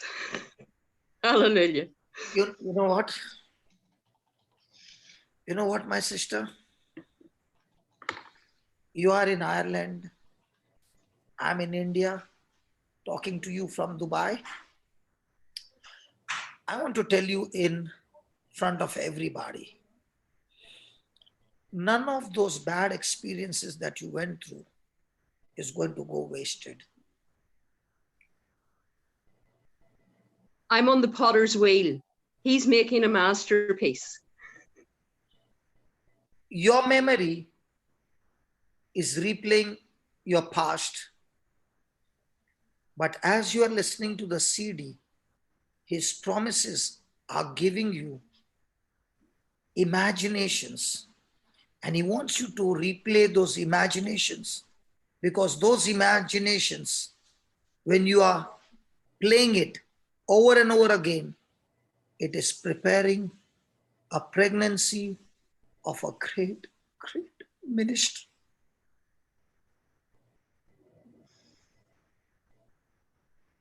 But you see, the thing is, he's already taken those memories from me. I shared this with you today as a testimony. You know what? The change that you've made in my life. You know what? Every day as you're playing that CD, it is creating that potential which is inside you. Those rivers which are inside you, locked up, they are creating imaginations. Can you become pregnant one more time? But this time, a spiritual pregnancy. Through that CD, I want you to start imagining people who have gone through battles like yours, alcoholic husbands, being abused, being deceived, being cheated on, and all that. There are so many there in Ireland, okay? And there are so many around the world. What you shared today, okay? God is preparing a ministry for you where he has taken those hurts out and those scars are there. And you are a fighter. You got a strong spirit. And those scars which are there in you, God is turning it into stars where the others will say, how can you get out of this guilt? How can you get out of this condemnation? Do you know what? Jesus came for people like you and me. He never came for good. He came for us. And the best part is, he took every one of our mistakes in his body and he said, it is finished. Your bondage is over. Your sins are over. Your prison is over. Your future in hell is over. You are adopted child of God. You are mine, says the Lord. You are an apple of his eye. He's saying, I've engraved your name on the palm of my hand. Come on, soldier. When I come to Ireland, I'm going to spend time with you, soldier. Yes, absolutely. I felt like Peter and James in the prison and the doors flung open.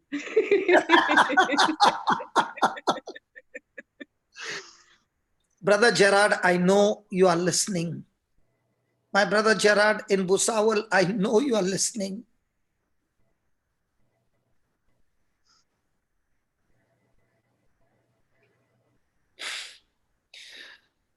On that loft, when you made that CD, you put them all together.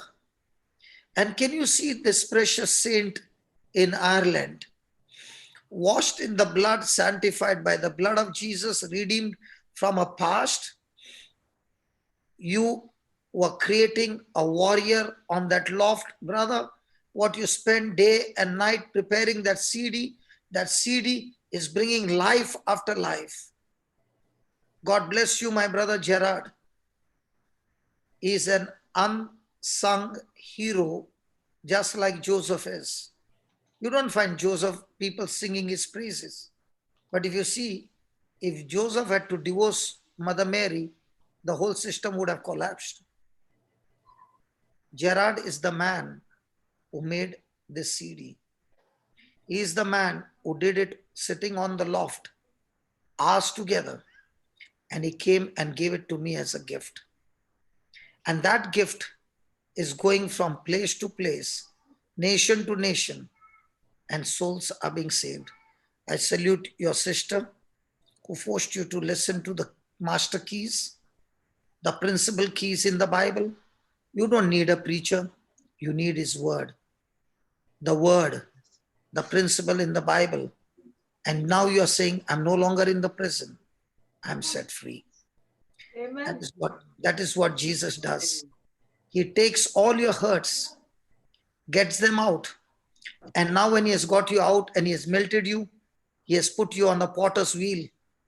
And I can see some design coming on you. I can see some colors coming on you. I can see the smoothness coming on you. Oh, praise God. Can I give you a tight hug? Yes. Yay. Love you. Love you so I love you much. too. Love you, love you, I love love you. all of you. And thank you to Marina for bringing up about hurt today, because it brought it to my mind. And I thought, even the smallest hurt, if we allow it, can stop us from the love that we need to feel. When you expose the lie of the devil, he has no more control over you. No, none. And we are all so happy for the new pregnancy. And in this pregnancy, there are unlimited, countless, I can't even imagine, so many precious sisters who have gone through abuse are all inside that spiritual womb. And as you share with them the truth, you are bringing them out of their guilt, you are bringing them out of their hurts. And even as you are sharing, I'll tell you, there were so many who have been listening, who have been caught up in the prison. They are receiving their freedom through Jesus. And what Jesus Praise wants you God. to do is use your imagination. Praise God. Praise Use your God. imagination on the word of God. Hallelujah. Hallelujah. Do you know? Hallelujah. Do you know? You went through pregnancy even without getting married, and you refused to get abortion. Jesus has already paid the price. But all these children, even though you did not get married, you brought them into this world. Why do you think Satan wants abortion?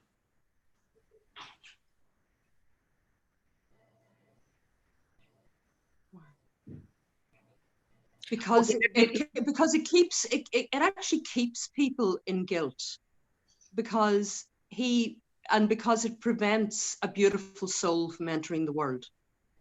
say that again, last line.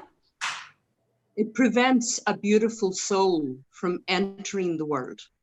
Now, let me tell you, I was born in a cab. My mom could not reach to the hospital. What if I had to die? What if I had to die at that moment? Could my CD save you? No. So that means the strategy of the devil for abortion is he wants to keep those babies from being born in this generation, because those babies are going to shake the nations. Yes. I want to bless every one of your child in the name of Jesus, that every one of your children are going to shake the generations in the name of Jesus. Every one of them anointed, every one of them washed in the blood, because my God, I don't know about other people's God, the God whom I serve, he never looks at my past. If he had to look at my past, I wouldn't have been talking to you. He has cancelled my past and nailed it on the cross. Every document that was against me has nailed it on the cross. And the same God whom you serve, your past, your children's past, is nailed on the cross.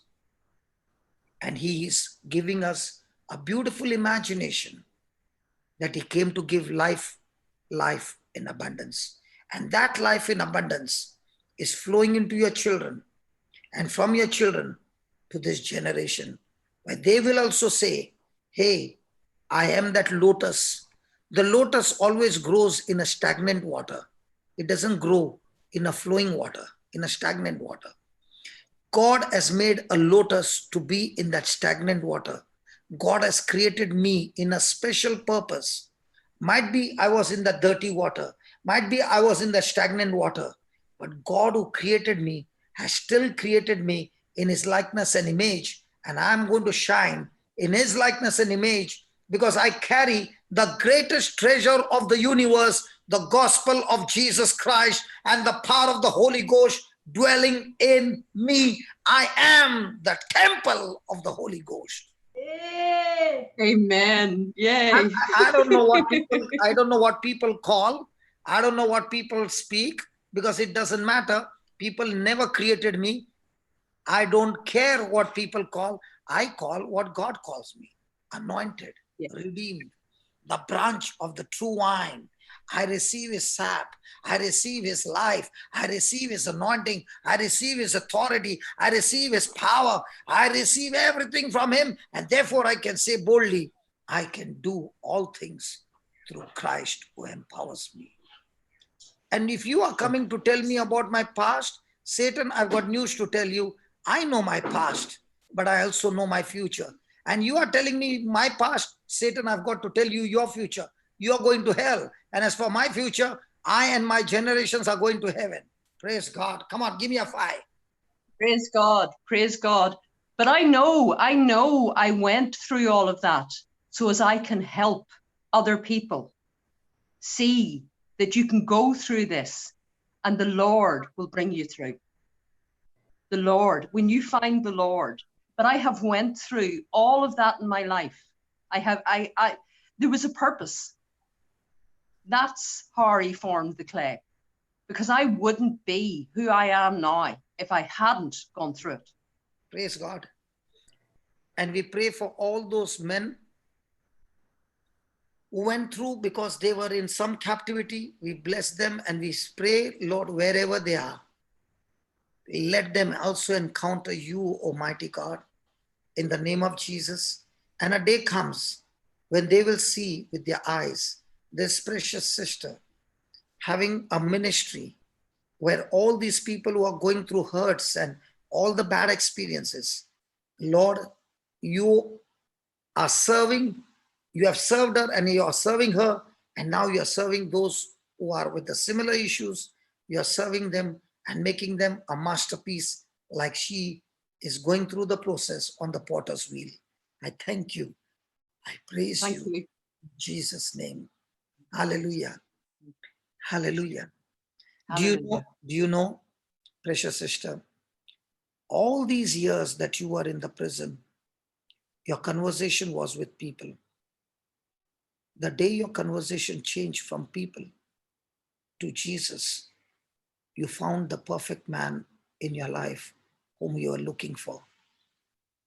All the whole time.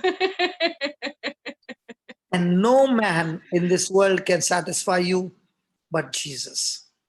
And when you found this perfect man, he began to talk to you for 2.5 hours going, 2.5 hours coming. And when he began to talk, your conversation changed, your language changed, your thinking changed, your action changed, your decision changed, your emotions changed, and everything began to change. So remember, nothing will ever change until my conversation with Jesus changes, begins, applies, acts, and that's what was happening 5 hours every day. Yes. And now you're playing my CD. Oh, yes.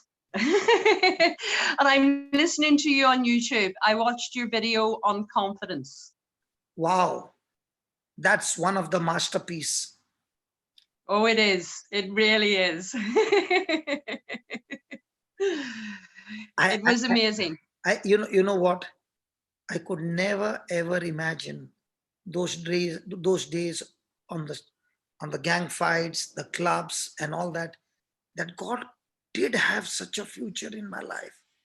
I did not have a trace of it. I could not even smell it. There was nothing that could even give me a hint. His plans are not our plans. But when the shell broke, in my brokenness, and I turned to the Lord, he broke the hard shell, and then he showed me a beautiful future. Yes, me too. Praise Me God. too. Praise God. Now Hallelujah. Has he given you good seeds every day? Yes, yes, and changing. I messages, and I'm sending them now in my contact list, and I'm sharing them with my co-workers on the WhatsApp, and I'm sending them on the email, the work email. So we're in lockdown in Ireland, so you have to use what you can to communicate with people. I was just about to ask you, and you gave me the answer. I said, what are you going to do with these seeds? You already gave me the answer. Every seed that we have received from God always has an assignment tag on it. So when I receive a seed, it has got an assignment. I have to sow it. First of all, in my life, multiply it, and then from my farm, spread it all around. And before I can ask you, you already started sharing with me what is happening. Hallelujah. Hallelujah. Thank you, Jesus. Thank you, Jesus. Thank you, Jesus. Thank you, Jesus. Now, in those days, is it okay if I keep asking you some more questions? Yes, yes, of course. It will help everybody. In those days, when you did not have Jesus, you had hurts after hurts after hurts for 30 plus years. You were alive. Your body was moving. But inside you, every movement in a good direction was already frozen. You were shackled, and you were bound, and you did not know what to do for so many years. Yes, I was like Lazarus lying in the tomb, When was the first waiting for him time? to come. So when was the first time you got the first touch? I think from my sister, from Bridget, who Okay. who would share with me her experiences and her prayers. Okay. And Oh, one I quick think that one quick question. Is Bridget a very renowned preacher? I think so. No. You know why I'm asking you these questions? Because these questions will answer so many people who are believing in the lies of the devil. I'm questioning you not for my sake. I'm questioning for the others in the class who will begin to realize you don't need to be an excellent preacher. You need to be an excellent person who has got an excellent conversation with God, and your life has changed because of that conversation with God. Is Bridget standing on a pulpit and preaching? No. But she has an amazing conversation with God, or some experience with God, and now she's opening her mouth and sharing just a few seeds to a person who is dead in the tomb. Yes. And And you can feel tell me the more. Tell presence me of more. Tell me. Jesus. I want to hear that part. Come on, tell me more. You are in the tomb. What happened? It wasn't Bridget. It was Jesus. Okay. You can feel the presence of Jesus. Okay. You can see it in her eyes. It's like I'm not looking at my sister. When she is fully in the spirit, I can feel his presence. So you wish to do a video call? With She's in Canada. She's in Canada, and you are here. Oh no, she's in Ireland. She lives in Belfast. Okay. So when she would come and talk to you, you could see no longer your sister. You could see Jesus in her. So isn't that word true? I have not come to be served, but I've come to serve. Yes. So Jesus was serving Bridget. Bridget came to serve you, but you did not see your sister. You still saw Jesus serving you. So he still stuck to his word that he always comes to serve us. Yes. Isn't his word true? He said, His word is very true. He said, I've come to serve and not to be served. Bridget is saying, I'm coming, sister, to meet you. I've got something to talk to you. So she is right in front of you, but yet you can't see her. You see Jesus inside of her talking to you. And the moment you see Jesus inside of you, the tomb of 30 years and plus starts getting cracks. Because the very presence of God, the very presence of Jesus, Satan starts getting cracked. Yes. So with this pregnancy of Jesus in you, and every woman you meet, every person you meet, and you're talking about Jesus, they can't see you. Eileen, they can't see you. They can see only Jesus in you. Isn't it beautiful? With all our mistakes, that same Jesus comes and is willing to stay in a body like us. Yes. And I thought falling down the stairs, because I called you last Thursday, and I broke my hand, and I have my beautiful scars. I have my beautiful stars. I thought, why is this happening? I am under attack. But I thought about the pain that Christ had gone through on the cross. And I said, whatever pain I am going through can't even compare. So I'm being given this as a gift to allow me to feel that pain, to allow me to feel alive Okay, in okay. Christ. Can I make a correction? Okay. Yes, You got Joshua, you got John, yes, you got Rebecca. yep. To make your love for them known, are you going to give them good wounds and show them how much you love her? No, no, no. So you mean to say God will do that for you? I'll No, tell- no, God didn't do it. Okay, God okay. didn't do it. But I realized that the only way to defeat. No. I'll tell you what happened. Satan toppled you, thinking that with this a faith will shake again. Yes, Okay. Now with absolutely. all that pain, Satan said, now looking at that pain, she is going to get angry with God. I had told my prayers, I had said my Psalm 91, and yet I fell. You did not protect me. You did not do this. You didn't. But what happened? The Spirit of God just shifted your focus from your pain and said, just imagine, for all the mistakes that you did, imagine, look at what Jesus went through and look at the pain that has come, not because Jesus gave you, Satan gave you and put the blame on Jesus. Are you following? Yes. So now you are looking at Jesus and saying, Jesus, you did not give me this pain. This was the work of Satan, because Satan is the one who does all those evil things. But Lord, now I'm getting an understanding of a pinch of what you went through. And I just want to say, Jesus, I love you. Yes.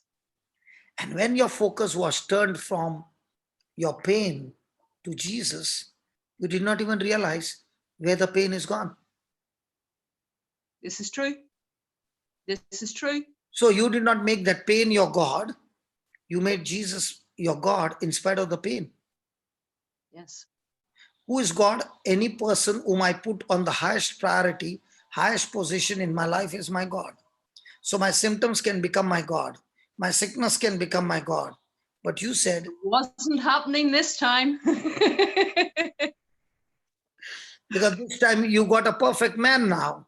You cannot get deceived anymore. And that In the perfect name man, of Jesus, spirit of affliction, you are finished, and I am completely healed. and this time the perfect man, Jesus, is not allowing you to be deceived by the devil again. And that's why he's saying, He is. beautiful. Hallelujah. Hallelujah. Praise Jesus. Anybody has any questions to ask Sister Eileen? She's on the hot seat. We are not leaving her. Come on, anybody who has any question, come on, go ahead. From the participant.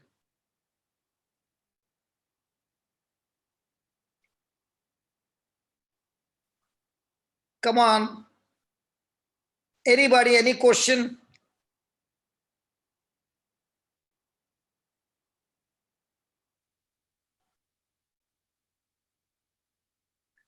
There's not a single person writing anything. Come on, somebody. One is saying, love you, sister. Jesus has answered them all. One is saying, love you, sister. Another one is saying, salute you, sister.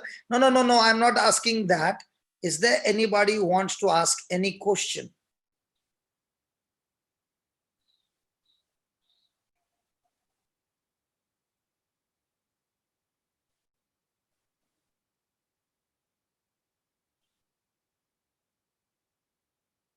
I saw one there. Have you forgiven all those who have hurt you?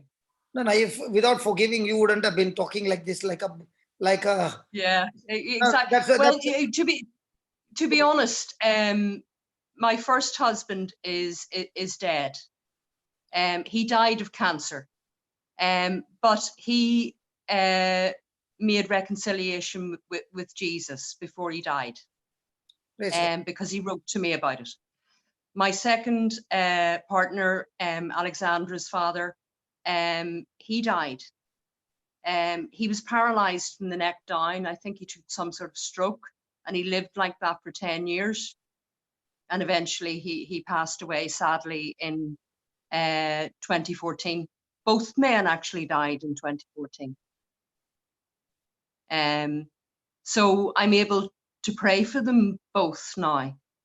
and hope that they're happily in the right place, Praise God. and with God. Praise God. So you are going to introduce me one day Too. to both the men who have gone ahead of us. I hope so. I really do. Yes. No, not hope so. I'm sure about it. Never say, I hope so. When you are in Christ, you are surely going home to be with Him. I just hope they're there. No. You know what? If the prisoner on the cross could say at the last moment, Jesus, please remember me. And Jesus, at the last breath, could still save him. What about these two men? Come on. Yes. Yes. Come on. It's true. It's true. And when a person is in that stage where life has taken into a miserable turn, that's the time a person comes to his senses. His pride, his ego, everything is broken. I used to run business and I was on a very fast track. When I lost everything, that's the time I broke down. I'm not a nut to break so easily, but that incident broke me down. I would have never come to Jesus. Never. I had dreams of, you can say, sin to the peak. That was my life in the world. But thank God, God got me at 33. I thank God.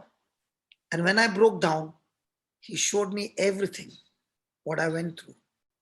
My confession was more than 5 hours, weeping and weeping and weeping.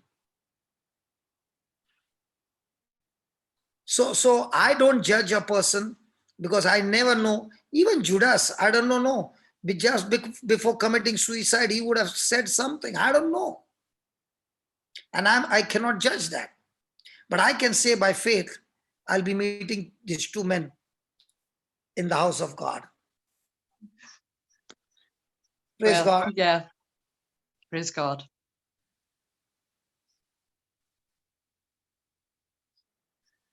That's one My question. children. Hold on. You never mentioned your dad in your testimony. How was your relationship with your dad? My dad and I could not stand my dad. But when the Lord changed me, okay, Dad was not ready to believe that I'd changed for 13 years after my change. Then I invited him to the center, which I had built, an auditorium. And there when he came, he was still not ready to believe. But when he saw people getting healed, he was in the queue. And he asked me for the first time, you know that I've got weakness in my hearing. Can you pray for me? And he was in the queue. He could have said that, my son, I can go first. No, he was in the queue. And he got healed. And that day he grabbed me and he began to cry. Now, when I introduced the people, my dad, it so happened that day and night people came to him and said, I was suffering from cancer, I got healed. I was suffering from HIV, I got healed. I was suffering from this, I got healed. So my dad could not take it. 3 days he was crying. And when I met him in Bombay, he said, I've done big business and I've been successful. But what business God has given you? He said, I prayed for 13 years for your conversion, that you should leave everything and come back to business. He said to me, every day I'm praying, Lord, let his ministry close down and let him come back to business. That day, he said, thank God, God never answered my prayers. I let you go until your last breath, son. Don't ever leave this business. God has given you the best business a person can ever receive. I've done so much of business, but my business is nothing compared to what God has called you. So with my father, we became the best friends. And even my father, it was a Saturday when I'd gone to meet him. He put his arms around me and he said, God listens to your prayers. I am tired now. I want to go and meet mom. It's been more than 12 years now. So I want to go and meet mom. So just tell God to take me home I've never troubled any of you. So take me home in sleep. I don't want to go to the hospital and die. I want to go in my sleep. So please talk to God. I said, Dad, he said, please. I'm remembering mom so much that I want to go home. The following week, not the next Sunday, the following week, on a Sunday, my wife and my 2 children, they had gone from Bangalore to meet Dad in Bombay. They had lunch together. They took a flight. They came to Bangalore. I was in Goa giving a retreat. I came to Bangalore on Monday morning and I got a news. Dad went to sleep on Sunday and morning he never got up. He went to be with the Lord in his sleep. Oh, praise God. That's lovely. That's lovely. And he could meet all of us, had a good lunch.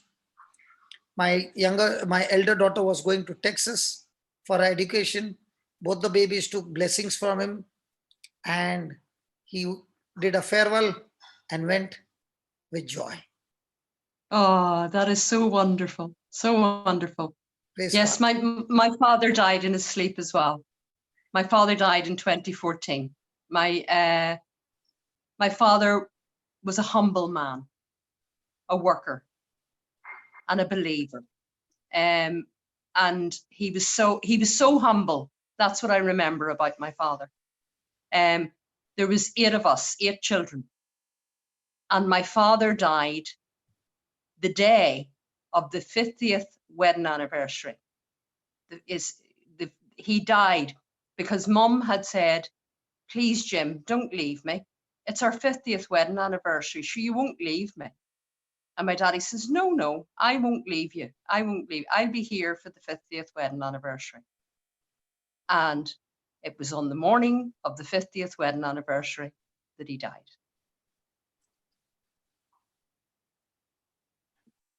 So he stayed with her until their 50th wedding anniversary. Praise God. So you found a man who's going to stay with you forever now. Yes, I did. Who'd have thought it? Praise God. Praise God. So ultimately, last question. The last question. Okay, then I'll let you go. Can I ask you a last question? Yes, absolutely. With all these things that you went through, what do you think is the greatest investment in your life? The greatest investment in my life That changed everything in your life? is picking up the Word of God and allowing the Word to become flesh in me.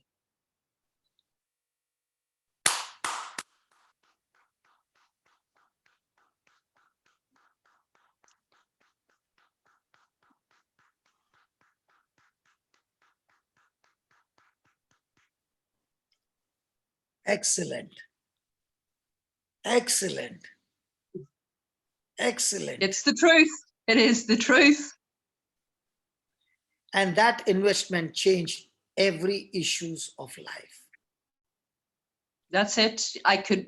Somebody could give me £1 million tomorrow and I wouldn't trade it for $1 billion. It is there is no price on this. None.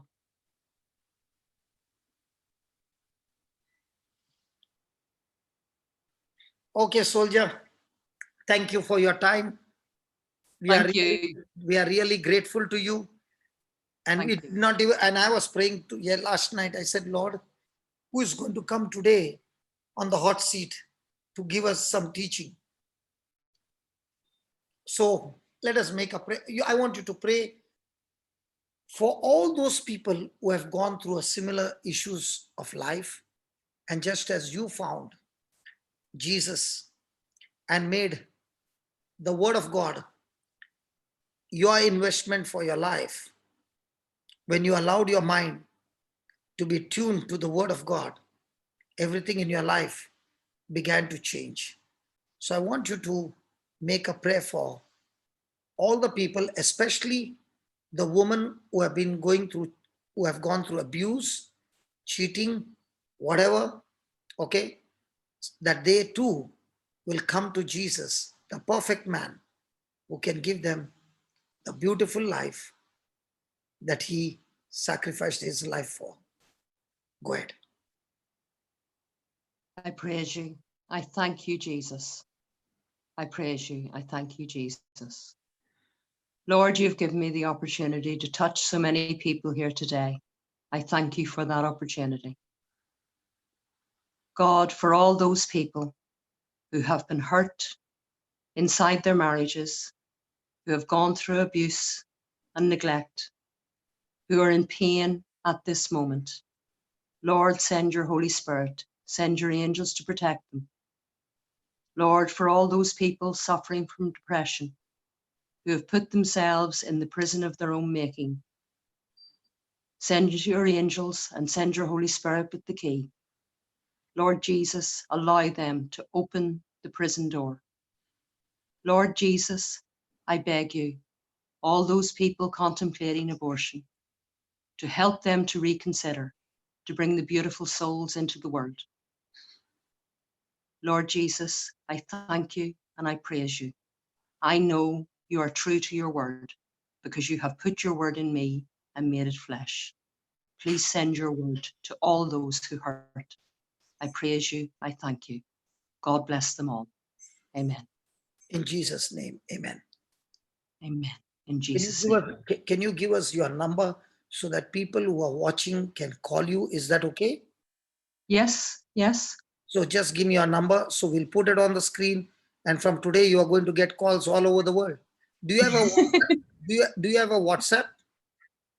Yes, I do. Yes. Okay, okay. Just give me your number. Plus Okay. 353. Yeah, 00353. It's Okay. 8686 Okay. 841 841 3245. 3245. Yes. I'll read it for you. 353 868 413 245. That's it. So please be free to call up. Her name is Eileen. Yes. Elaine. Eileen. So God bless you. A tight hug, plenty of love, Yes. and thank you for being such a mighty warrior and having so many stars now all over you. And Yes. let the stars shine so bright that others with scars will get attracted to the stars that Jesus has given you, and their lives will be changed. Amen. Amen. Amen. Thank you. Amen. Excellent. Thank you. Thank you. God bless you, brother. God bless you. God bless you. Jude, where are you? Yeah, I'm here, Papa. What do you say? Oh my. Amazing testimony, Papa. No, well, last week she came that she fell down from the stairs. She had some scratches here and there. She was down and she did not able to speak. She was literally crying. And after seeing today, we couldn't able to see that there's so much of stress and tribulations behind her life. And how she fought, that was an awesome as a single lady. I'm enjoying my work. It's giving me so much of joy. And God bless Gerard again and again and again for making that seed sower in the seed.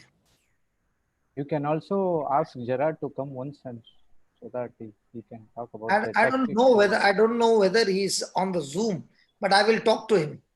I'll surely talk to him. So that experience. I'll get him at night. Yeah. He is also like me. I can talk to him at 1 o'clock or 2 o'clock. I can talk to him at 4 o'clock. Hey, no problem. He's just like me. Praise God. We are waiting to see him. Surely you will see him. the man behind that CD, the Amen. man who put that seed in me to make CDs. Even the white book has been compiled by him. Means the white book that you see, he was the one who was making those white books for us. And he was doing it because when we did not have money, he would pick up the paper from the paper mill, the scrap paper, and from that scrap paper, he would turn it into books, get them printed. He was doing plenty, he has done amazing things, but he's an unsung hero. Nobody knows what he has done. Praise God. Praise the Lord. Praise God. There are many people who have done amazing things, but you can't see them on the screen, neither do you ever hear their names. But they are the heroes who are unsung, and they are the ones who have done so much, so much. I just want to thank every one of them. Praise God. Praise the Lord. Praise God. There's someone, Raymond, in the. Yeah, Raymond. I know Raymond. Just keep him waiting for 2 minutes. Let me just come back with what went through. But that Raymond also has got big stories. And when he comes, oh, Jesus. Can you just pray in tongues? I'll be back. Just give me 2 minutes to refresh. Yes. Till then, you can call him and you can talk to him. I'll just come. Yeah. Pray in tongues and prepare. Yeah, prepare him. Let him come. Yeah.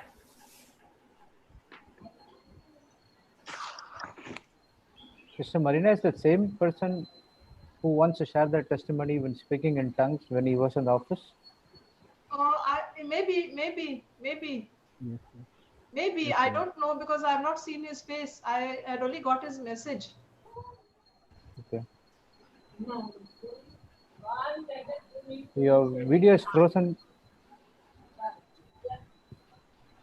Whose video is frozen? Your video, Sister Marina. Me? Yes. No, I can see myself moving.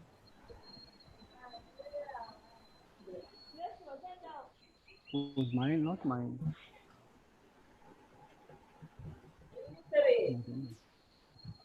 The chat has become very slow. Okay. We'll pray in tongues. Okay. Yeah, we'll pray in tongues, sister. Yes. Thank you, Jesus. Thank you, Father. Hallelujah. Shike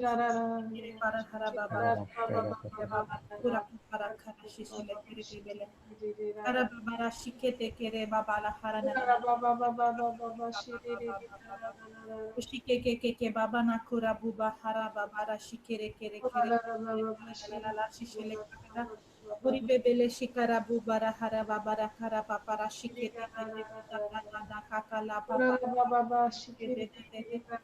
Tukara bubara hara mumana kata shishele de kakara bubara shikere kere Kuna mama na kakara na hara ha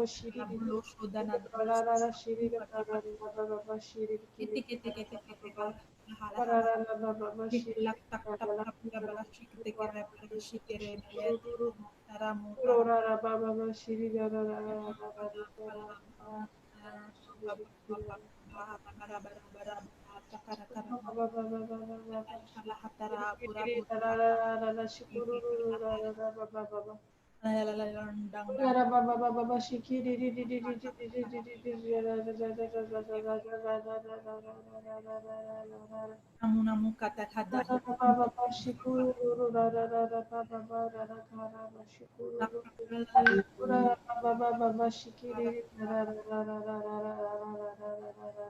Keke kaka kama.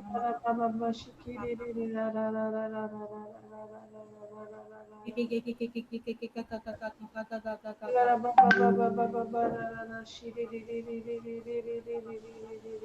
Keke keke mama na. Keke keke keke Actually, Shishi la la la la la kara papa harada. Para shike te te te te te kaka papa. Pura baba la shishi le keke ra papa. praise God. Praise God. Ah, thank you, Jesus. Thank you, Jesus. Thank you, Jesus. Thank you, Jesus. This is taking a different turn now. You never know what's going to happen in the class today. Thank you, Holy Spirit. Praise God. Praise God. Praise God. So, welcome, Raymond. Where are you? Yeah, yeah, I'll unmute him. Yes. Yes, brother. Just accept. Uh, Yeah. yeah. Hello. Can you hear me? Yeah, yeah. This one is a different Raymond, not the Raymond that I was thinking from Bombay. No, not one from Mumbai. I'm from Goa, brother. Yeah. Because I thought the Raymond that was there, I thought you are the same Raymond from Bombay because they would be all beginning stories because that's how we started the ministry in the gullies of Bombay and he is in Andheri. So I thought that Raymond is going to come. So it's going to take a long time. Yeah. No, Go ahead. no, there was one more Raymond in the chat. I think so. He might be there. Okay. Go ahead, brother. So, brother, this is regarding my relation with my father. Since the time I was born, like I will see my mother being abused and beaten up, and my relation with my father was never good. Like, and in 1985, he returned from the Gulf, and he would beat my mother, and then I started working at just small part-time jobs because I didn't want to stay home and see all that was happening at home. So what I did was I just took some part-time jobs, but then the situation will not improve. So now I decided, although I never had a desire, I decided to join the police department. So I thought like once I joined the police department, at least being in the police, my father will not hit my mother and all this. And so I joined the police department in 1990. And but still, that did not stop him from doing all those things what he was doing for my mother and my sister, who were small by that time. Then later on in 1994, she did not live much. In 1994, she died.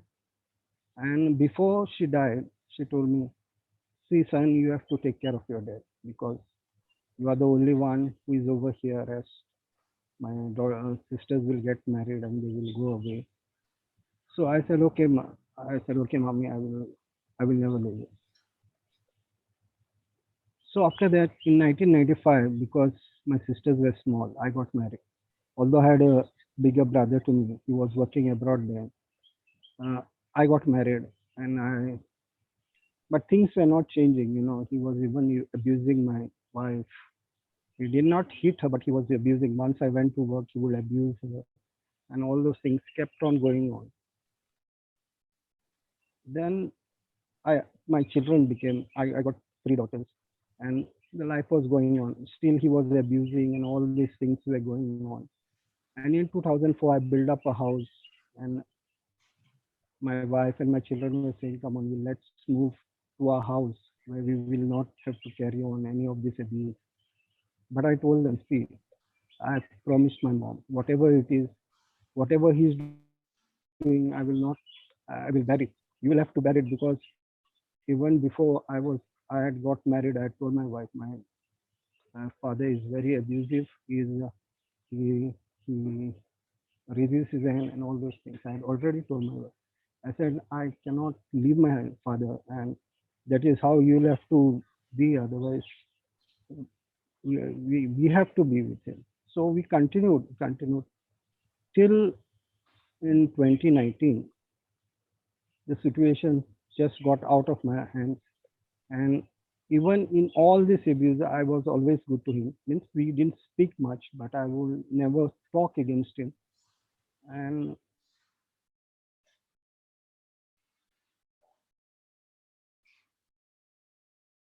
then to quarter him and put out of the house. And that is No, no, when no. I lost. Yeah, yeah, brother. No, no, okay, go ahead. And that is when I really lost my head. In that fit of anger, I slapped him.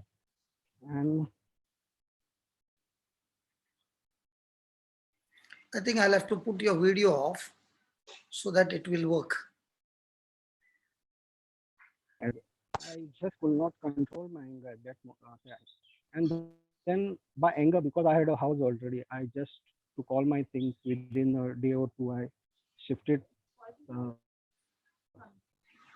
Within a day or two, I shifted from my daddy's house. I came to my own house. But I could not rest in peace.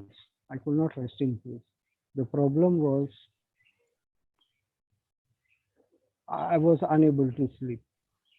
For 3 days, I was sitting and crying, but I could not do anything. And my wife was really, she was very scared what is happening to me. So the third day, I got up and I went to my priest and I told him, this is the case. I'm just unable to take this anymore. He said, okay, Raymond, you do one thing. The only thing that you can do is go and seek your father's forgiveness. So as soon as he told me that, I went straight away from the church. I went to my father and I said, I'm sorry for everything that has taken place between us.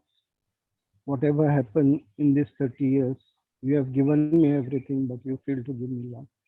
But I forgive you for everything, and you please forgive me for what I have done for you.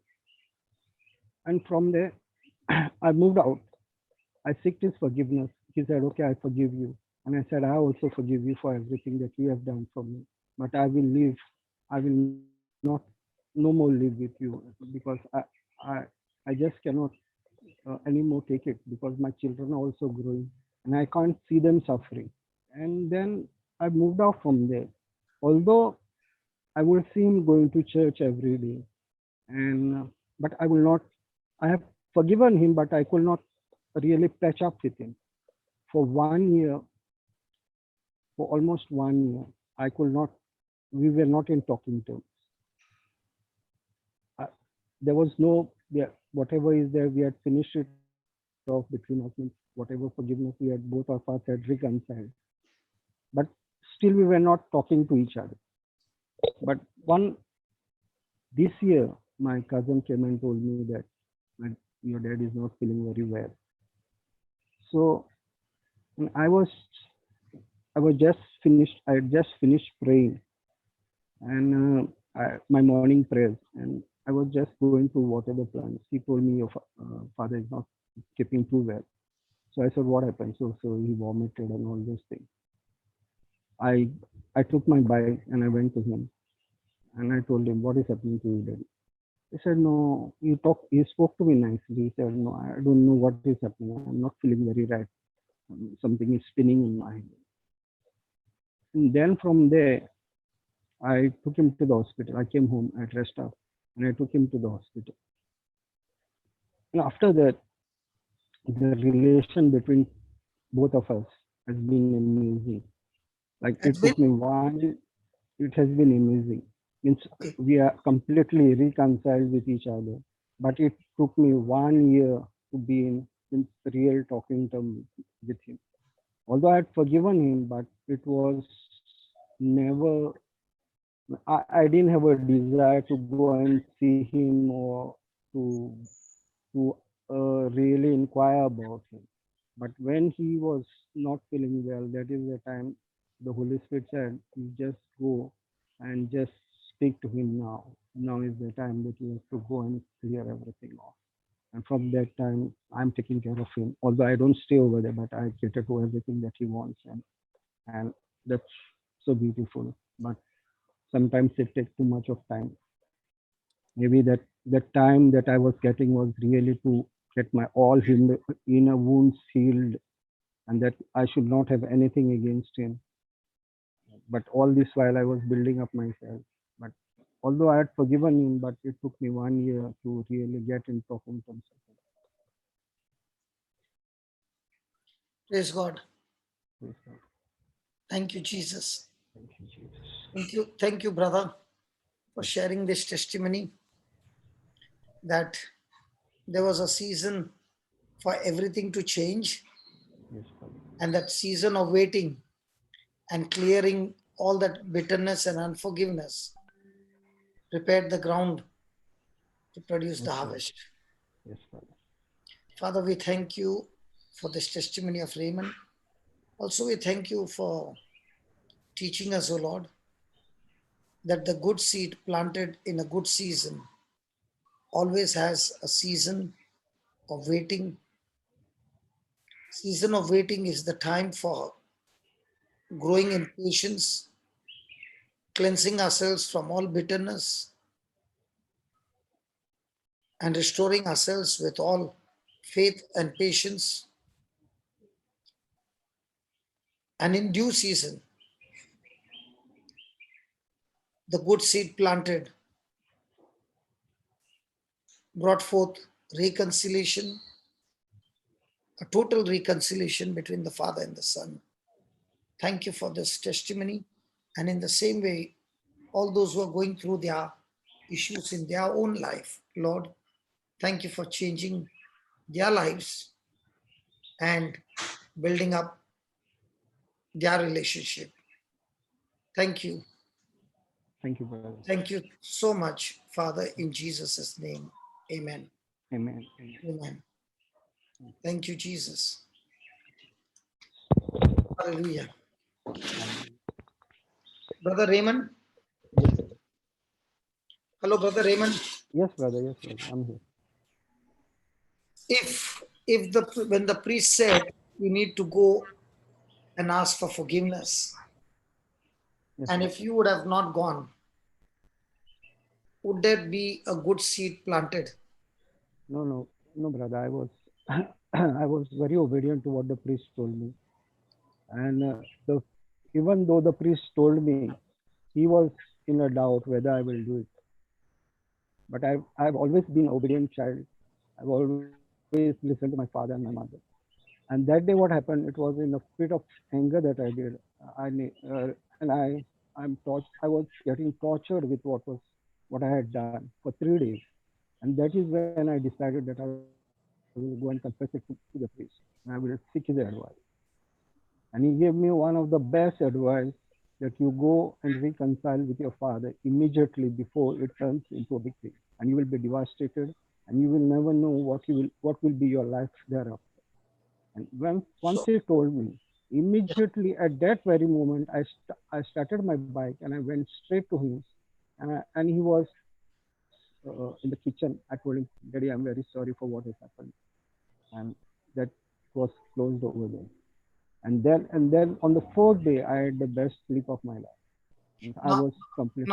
Now, when you see the harvest that came to you of your father's conversion, okay, don't you think that this miracle is a very, very extraordinary miracle? It's because I've seen my father for I'm 53 now, and so many years he was always abusive and all those things. And before he leaves this earth, I have reconciled.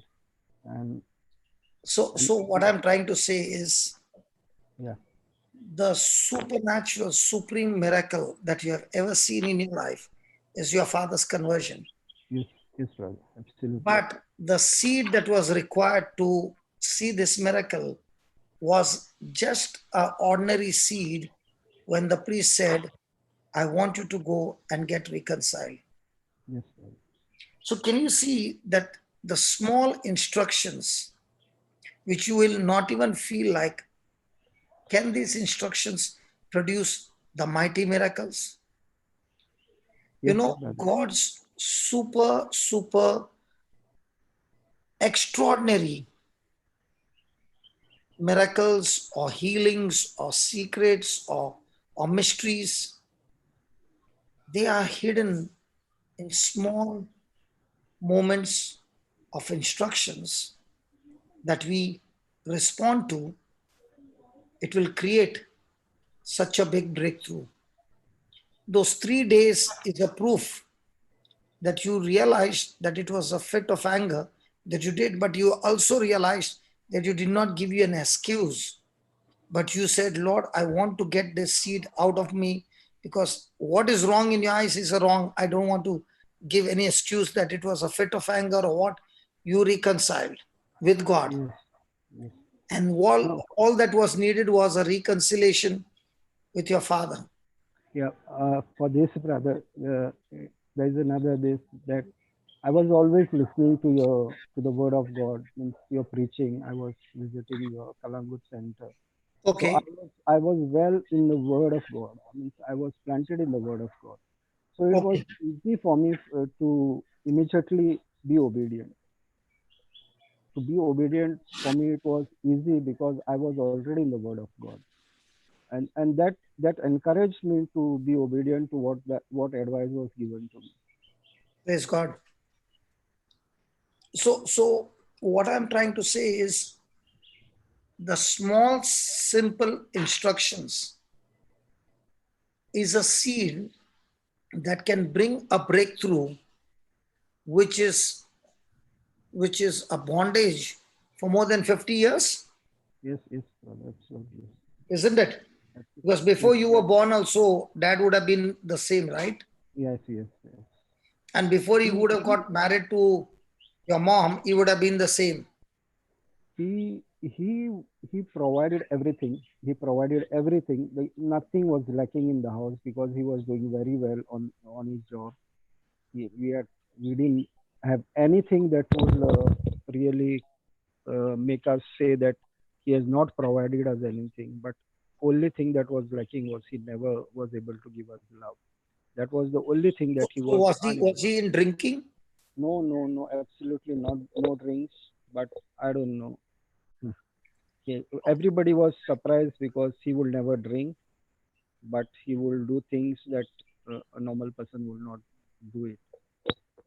Okay, so it is another spiritual bondage, you see. Yeah.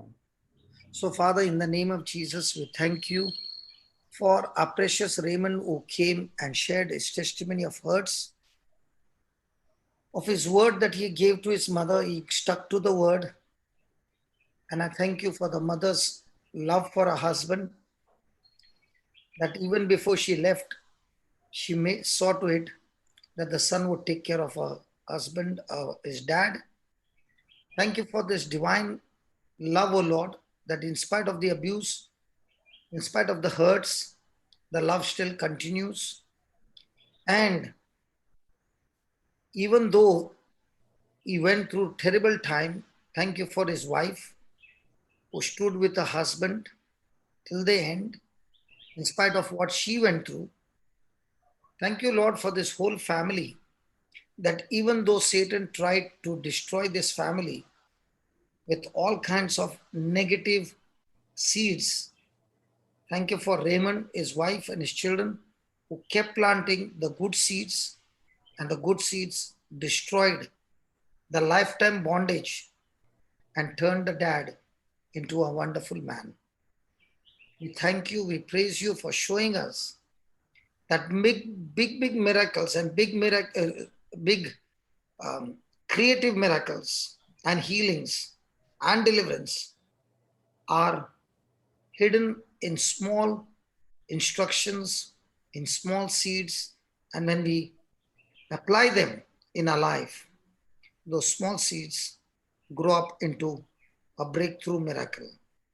We thank you, we praise you for this in the glorious and mighty name of Jesus. Amen. Amen. Amen. Papa, Amen. there is a question from somebody who says, how do we understand when is the right season? When is the right season? How do you understand when is the rainy season?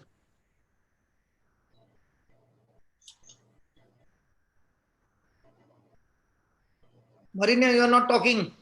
Oh, you're asking me? Sorry. If you are asking me the question, I'm going to ask you. Okay. When is the rainy season? When we see the clouds and we see the dark clouds coming. Thunders and lightnings. Thunders and lightning, you know that it is a rainy season. Is it according to the calendar also? Yeah, it is according to Yes. the calendar also. So when is your season? According to the calendar, isn't it?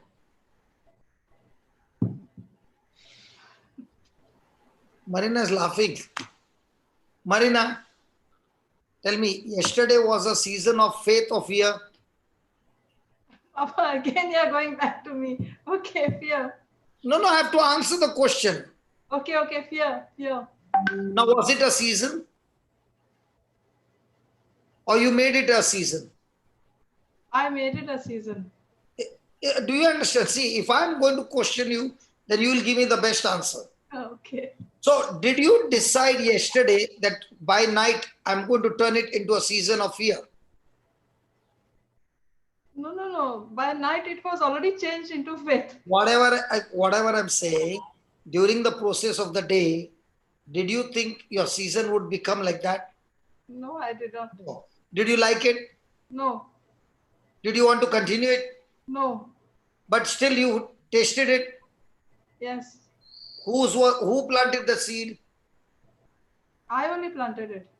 Correct. So how will somebody's season change? When they plant the right seeds. Now you know Eileen, the kind of things that she went through. Do you know when did her season change? When she took a decision, 2.5 hours going, 2.5 hours coming, I will listen to the word of God. As she was listening to the word of God, a conversation, a communication with people changed to the perfect man. Now, when she got the perfect man in her life, she's no longer searching for other men. Because all this time she was longing for love. No human being can give you love. So now she found the perfect man and she became so charged up within a few weeks. Then she found another man, but this man is me, but the words that I'm speaking are not mine. It's Jesus. So she found now Jesus giving her master keys and saying, if you use this key, you can come out of the prison. So she uses the keys and she finds herself that all this time I was thinking I was in a prison for 30 years. My season never changed because I never went to find the keys. What are those keys? Faith keys. That is why I started to cry. I said, Lord, anybody can go on the CD and find these keys. Now it's there on the YouTube also. The problem in Ireland is these people have got phones. I'll tell you, they're rich people, okay? But their phones are Nokia, you know, that blue and white? Yes. They're still on that. You give them a smartphone, they don't want. They want that one only with the button. Our phones have got no buttons, right? Correct. They want hard button. Now tell me, which phone or smartphone has got buttons? No smartphone has got buttons. So that's what I was thinking when I went to refresh. I said, Lord, should I start making CDs again, which I've stopped? Okay. And I'm saying, Lord, everything is on now on the internet and all that. But you ask her tomorrow, whenever you meet her, no, ask her, show me your phone. It will be with buttons. She said she's on WhatsApp, no, Papa? Even the buttons was, this thing has got WhatsApp. They have got those simple phones, yeah. But I think she's a little high tech because she's using application which she can hear on the mobile. But mostly it is like that. Okay. So you find it difficult to minister to them because they are still stuck to that. It's not that they don't have money. They prefer to be extremely simple. You know this brother Amal, Yes. my brother Amal, Yes. how much it took me to change his mind. To get a smartphone? Baba, he is an Indian, but from the time he went into Ireland, he became Irish only. I had to put so much of pressure to change him. Praise God. Now he got sun tanned, that's why his color has changed. Otherwise, he's Irish man.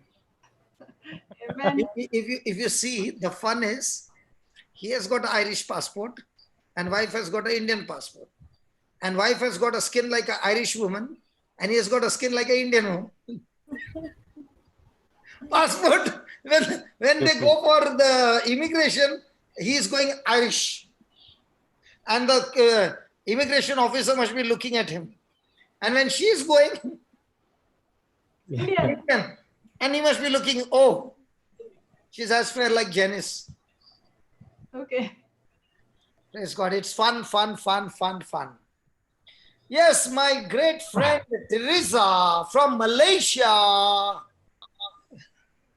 Teresa from Malaysia. What happened? She's not there? She's gone mute. Hello, Teresa. Where are you? I think it was. Is it by mistake? Mistake, I think. Yeah. She's not sleeping. Don't No, you no, tell no. her. She's still awake. She's I touching the didn't mute say button. sleepy. Teresa. Hey, my friend Teresa. How are you? Unmute your. Unmute. Johnson Sakuria, I am today here. Yeah. Hello, I can't see him, huh? You can't see me? You want to see me? Okay, 1 minute. Let me make my hair correctly. Yeah, okay. You look very handsome. Okay. Now you can see me? Yes. You look like one film star, Indian film star. Okay. Today I'm calling you secretary. I'm doing real estate. My secretary called up yesterday. She said, I'm going to collapse. I said, why? I didn't sleep for a few nights because my husband is sick. He cannot. They have taken him to many doctors, big specialists, cannot cure him. So yesterday I did your small Bible book, that white Bible book. I prayed with that book. They slept. He slept, she slept. But he's having heart problem and also kidney problem, cannot sleep at night. So last night only could sleep a few hours. So his name is Wong Man Chai. His wife is my secretary. So I want to pray for him. Very good. 15 years she's working with me. Very good people. He's a very successful businessman. He's a writer. But now he's in bed. Cannot sleep at night. At night cannot sleep. Heart problem. Okay. We will not interfere with her. Okay. Marina, in that book, just search for the page concerning worry and fear. In that, This book. Yeah. 1 minute. She'll give me the page number. Marina, just search for the page number. Christ has redeemed me from the curse of the law, and therefore I say, speak to every sickness, disease, virus, germ, in the name of Jesus that touches me, it dies instantly. Just give me the page number. What page? It is page. I've got the big one here. It's on It will be the same page number. 24. Page 24. Sorry. 1 minute. It can't be 24. No. That was concerning comfort and strength. She wants concerning worry and fear, no? No, sickness. Yes. Sickness only. 1 minute. Hold on. You are an estate agent. I'm the Lord's agent. Just wait. Page number 17. Page 17? number- Open page number 17. Finally, I was opened it in my book. Okay. Look at from the bottom 6th or 7th line. Christ has redeemed me from the curse of the law. Wait. Go slow, please. Wait. Concerning worry and fear. Yeah. Okay, what line? Page number 17, the second paragraph. Page 17, second paragraph. Okay.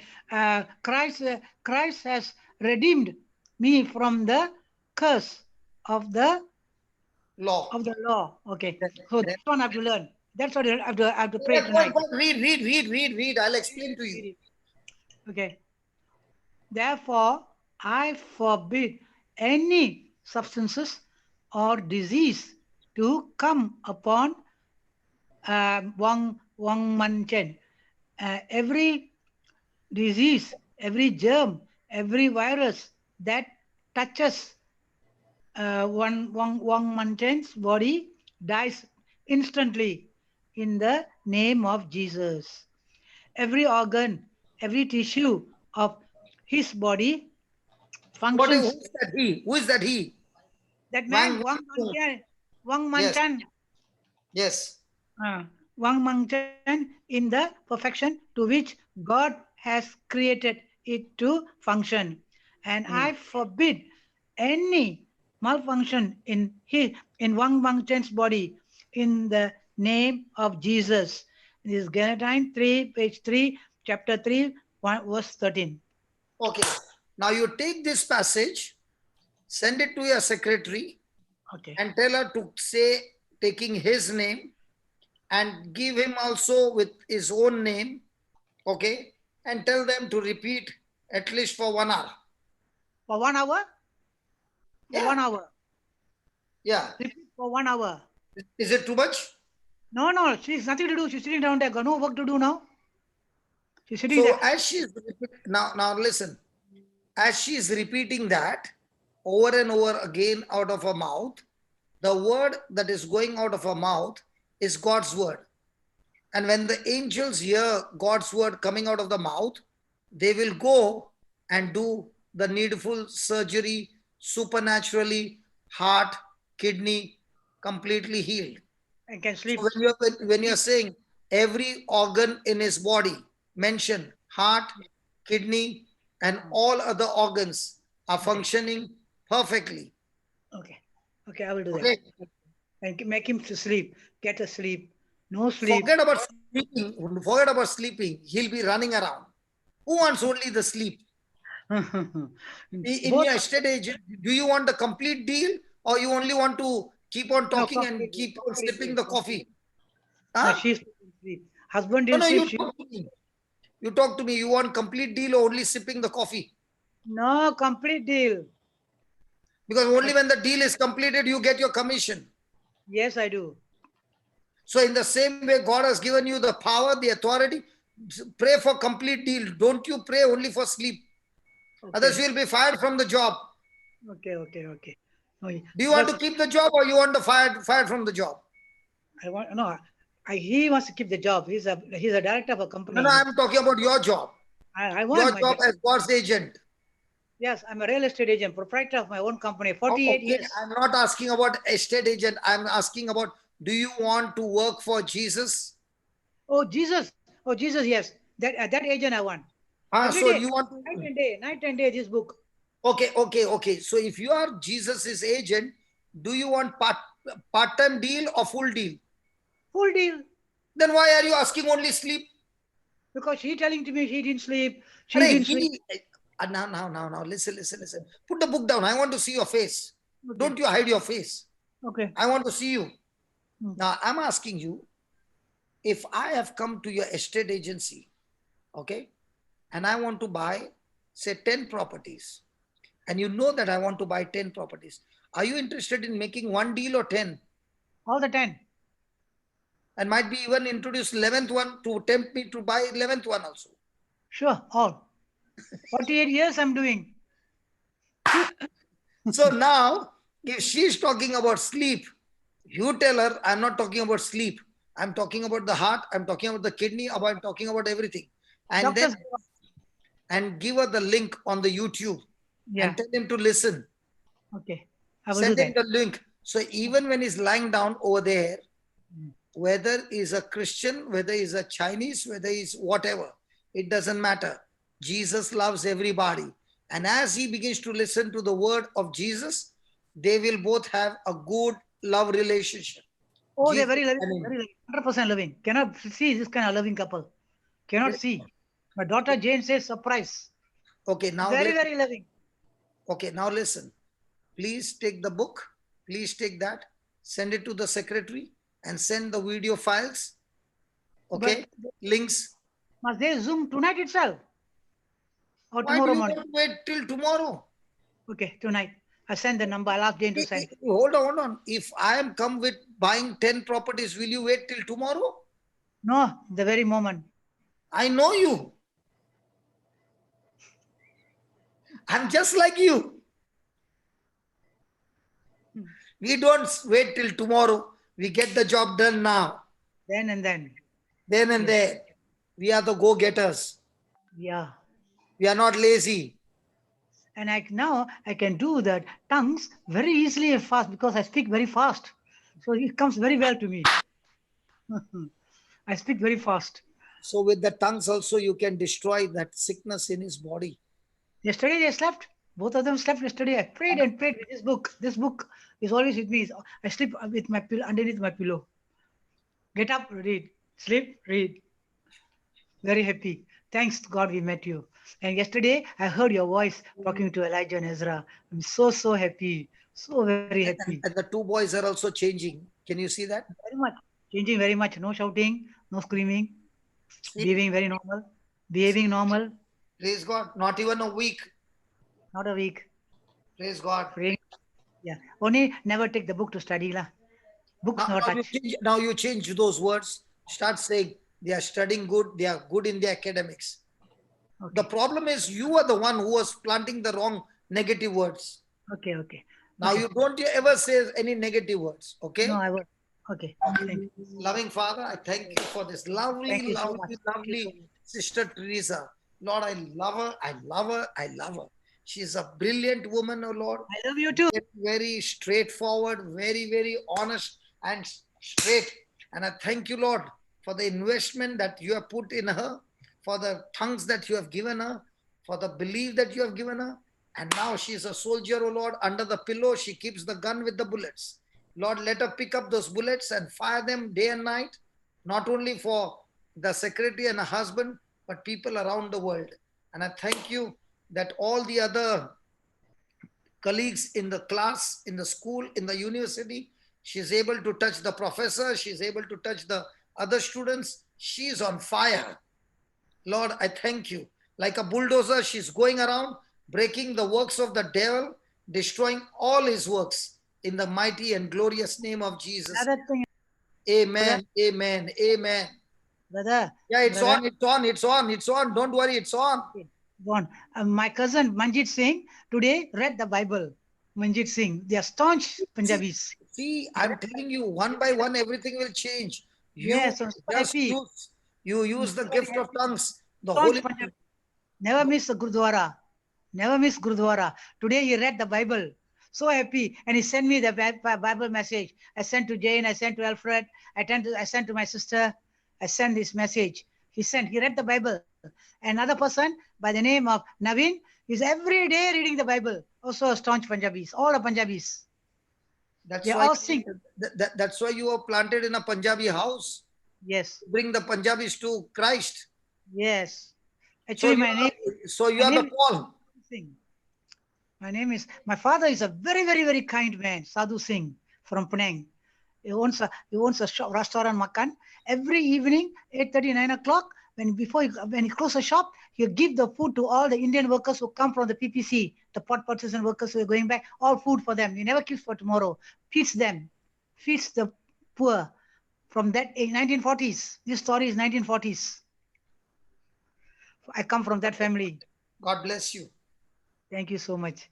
God bless you. Love you so much. Love you so much. Love you. Thank you. Praise God.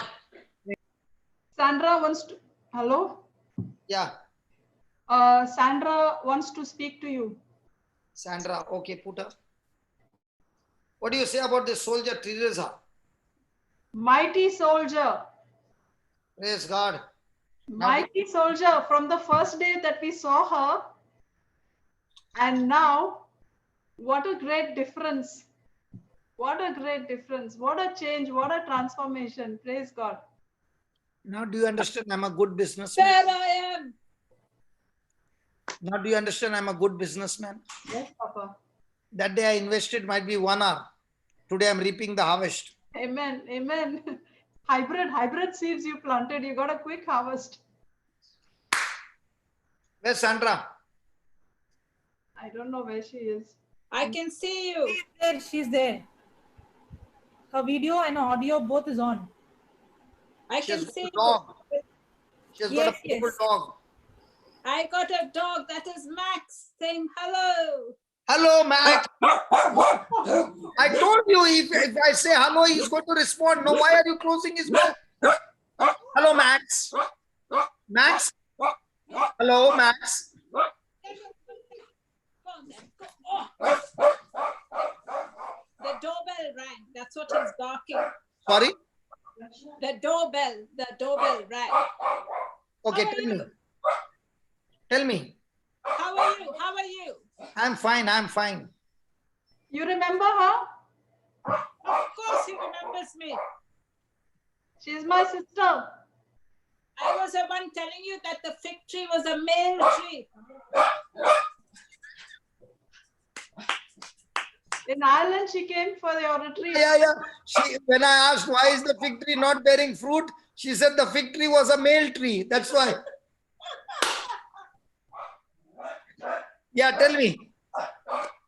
Nothing much to tell you. I just thought I'll show my face. I'm seeing my sister online. I don't get a chance to talk to her. And she says, come on Zoom. You can't phone her. She's too busy. She's on Zoom. Now that's a complaint. And the complaint going worldwide. It's going worldwide for everyone to hear. So I have to come on Zoom now to say, hello, Marina. How are you? Everything good? You look so very cute. Really? Oh my God. Are you elder than her or younger than her? Oh, I'm younger than her.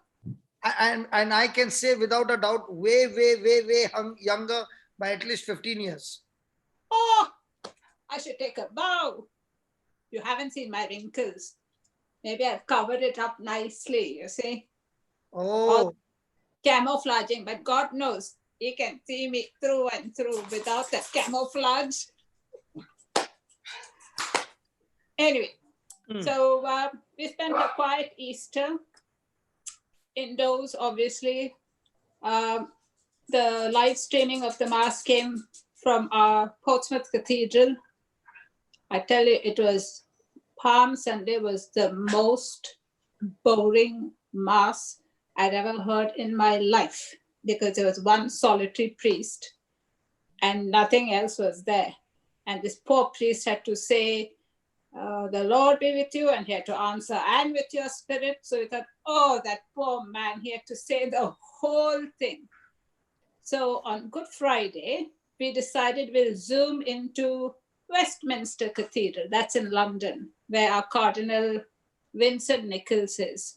So he's a very humble man. He didn't sit in his high chair. He came right down to where the lectern is. And then there was a wonderful guy who was singing whatever he was singing, all the response and all. So that was really nice. And what he did was very nice. Cardinal Vincent Nichols said, on this Good Friday, I feel so upset that none of you can receive communion. So I will not receive it too. I will be with you in the same spirit. So he made a spiritual communion and we did a spiritual communion. So that was just the gist of our Easter. Yeah. And we're saying our prayers. Everybody's sending prayers, praying this, praying that, and everything. And thankfully, this season will pass. So that's all I got to say. How do you find your sister now? Oh, she looks fine. She looks fantastic. Only thing, you can't get to speak to her except if you come on Zoom. That's what I'm trying to say. No. How do you find when she was 18 years in the depression? that Marina and this Marina, is there any much difference?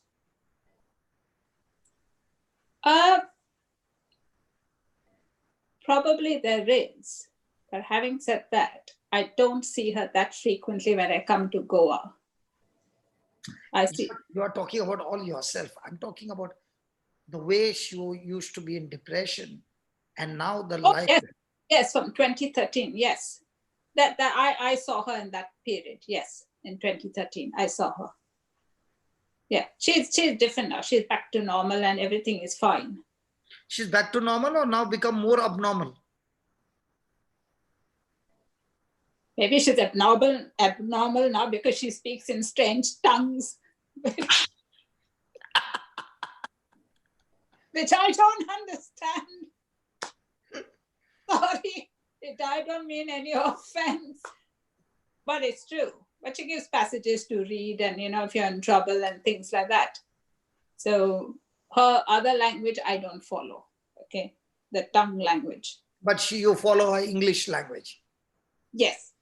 And I'm simple, you see. I've not reached that spirituality on that level or anything. I'm still somewhere beneath the earth.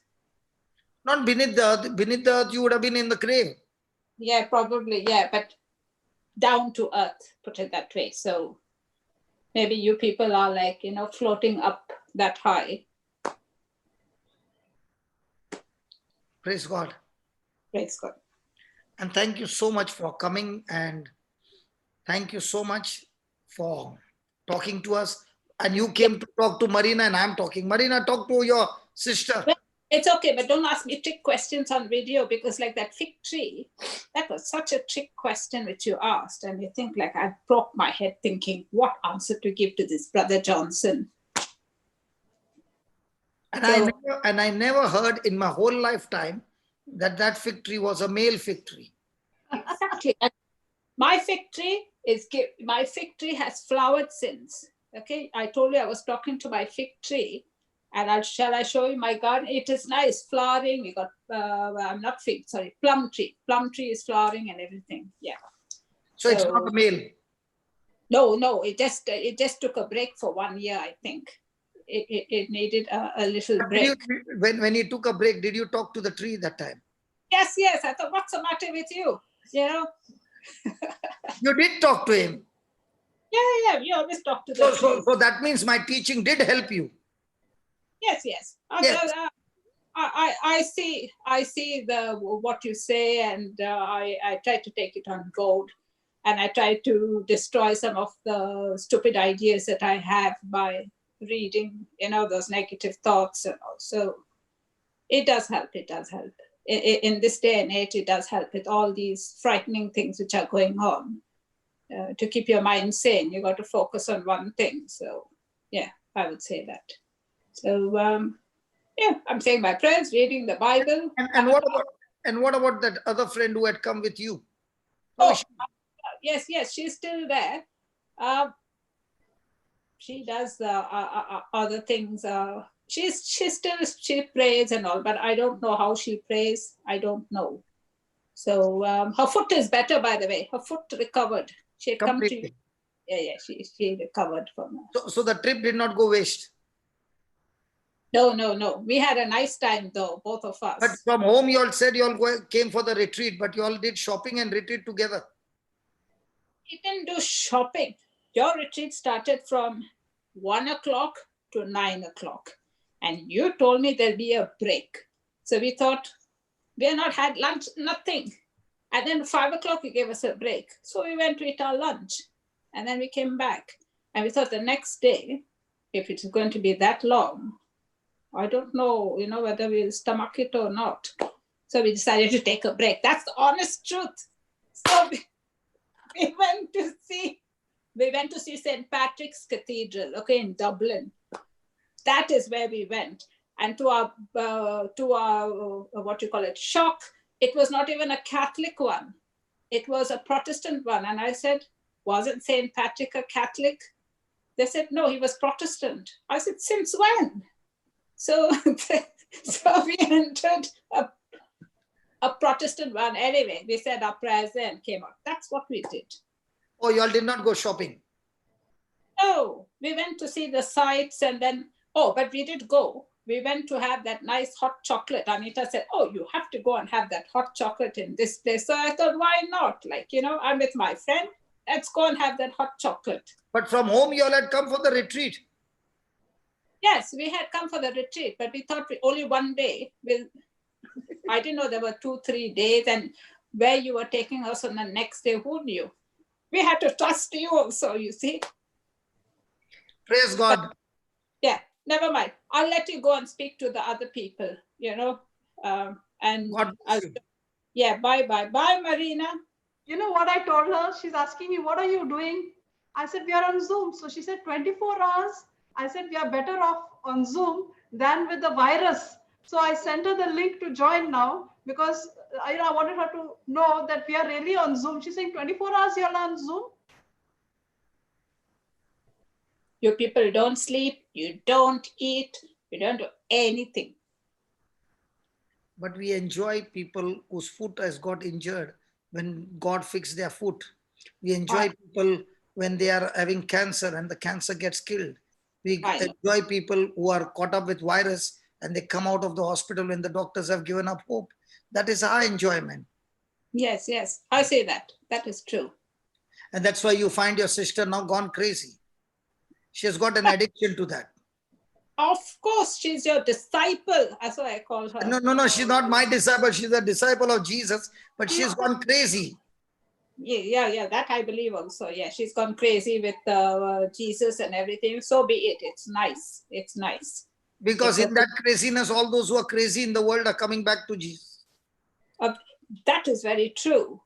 Because my sons have started praying a bit now. Congratulations, Marina. Good work. Yes, my sons who don't, they'll tell me this and that and everything. I said, at least say one Our Father and Hail Mary and glory be if you can't do anything. So, can you see the tongues bubble going from Goa to UK? Can you see the tongues bubble going from Goa to UK? Yes.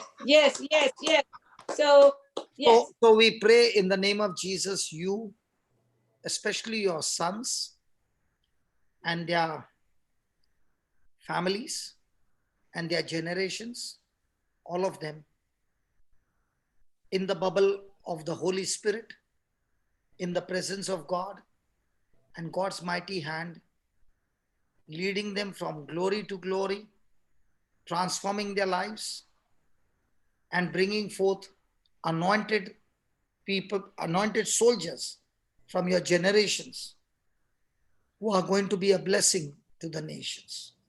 And God keep you in good health and use your mind, which is so very intelligent, and your wonderful body, which is so very strong and healthy for His kingdom. And Lord's peace, joy, happiness, presence be in abundance in your life, in your marriage, in your generation, and wherever you go. I bless you, my dear sister, in the name of Jesus. Amen. Amen. Thank you so much. Thank you. And I'm not forgetting your pet, the wonderful dog who said hello to me. Yeah, let me get before you go. Maxi, say bye-bye. Maxi boy. Maxi. God bless you, Maxi. Bye-bye. Bye-bye. God bless you. God bless. Bye.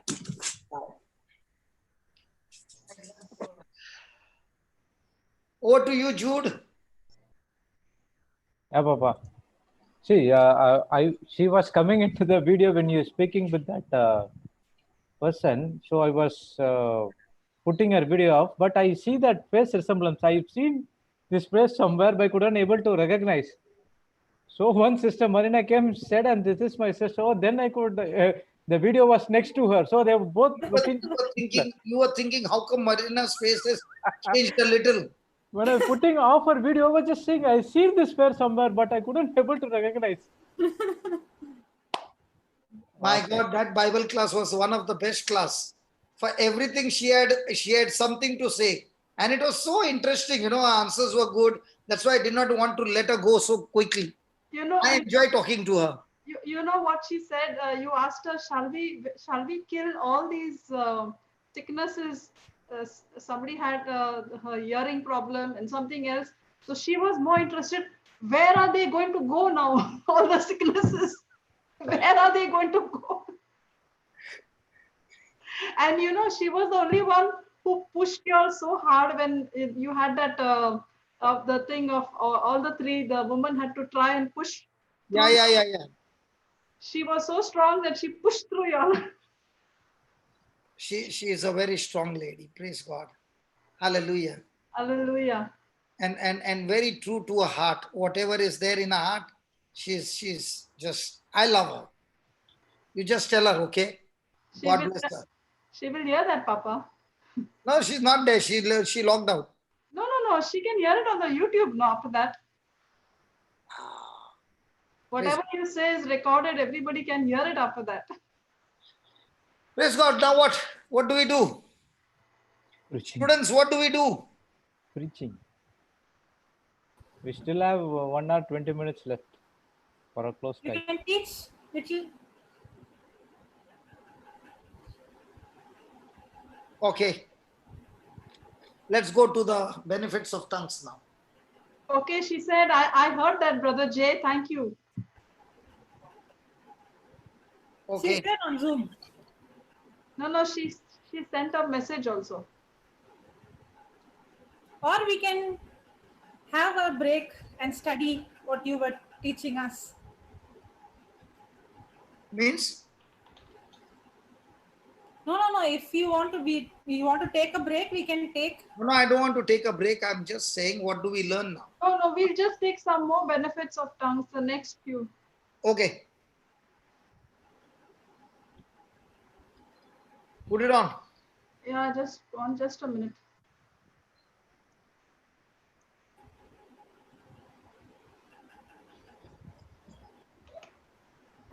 Holy Spirit, give me something to speak now. Will it come? It's there. I got it. Yeah. Tongues is fine tuning. We finished that, no? 37. 36 was over. From 37? 36 was tongues develops intimacy with the Holy Ghost. That was number 36. Okay, 37 tongues is your private conversation with God. Yes. I should have asked Eileen, no? Ellen. Eileen. I should have asked whether she has the gift of tongues. Tomorrow I will call her and see. The number is there. Okay. When a person is speaking in tongues, he has got what? Private conversation with God. So when you are talking in tongues, you are talking the truths because it's coming from your heart. And as I asked her, what would be your greatest investment that has changed you from that pit to this life? And she said the investment of the word of God in her life. Now, if I have the word of God and the soil is not good, will it work? No, it won't. But when a person is speaking in tongues, remember that seed always comes from the heart, and that seed is always mixed with faith. That seed cannot be corrupted with doubt or unbelief. So even if a person has got corrupted life and he has received the gift of tongues and is using these tongues every day, these tongues will change that person from an unbelief life, corrupted life, and set him on the path because of his daily conversation with God. So conversation with God brings forth change and transformation of a person's life. The reason is, the more you have communication, the more you have conversation, the more you are in the presence of God. And all those things that have been binding you for so many years, it's going to be destroyed. And you will experience a complete freedom in your life. Praise God. Praise God. Hallelujah. Hallelujah. Now, which one will make your friendship strong? You feeding in your friendship with weakness, or you feeding your friendship with something good? Something. With good. something good. So when a person is speaking in tongues, he's speaking the hidden mysteries of God. He's speaking the secrets of God that God has for your future. So when you are praying, you can be praying about your hurts, about your wounds, about the sickness, about the problems, about different situations. But when a same person is praying in tongues, he is speaking God's plan, God's destination, God's desires that he has for me.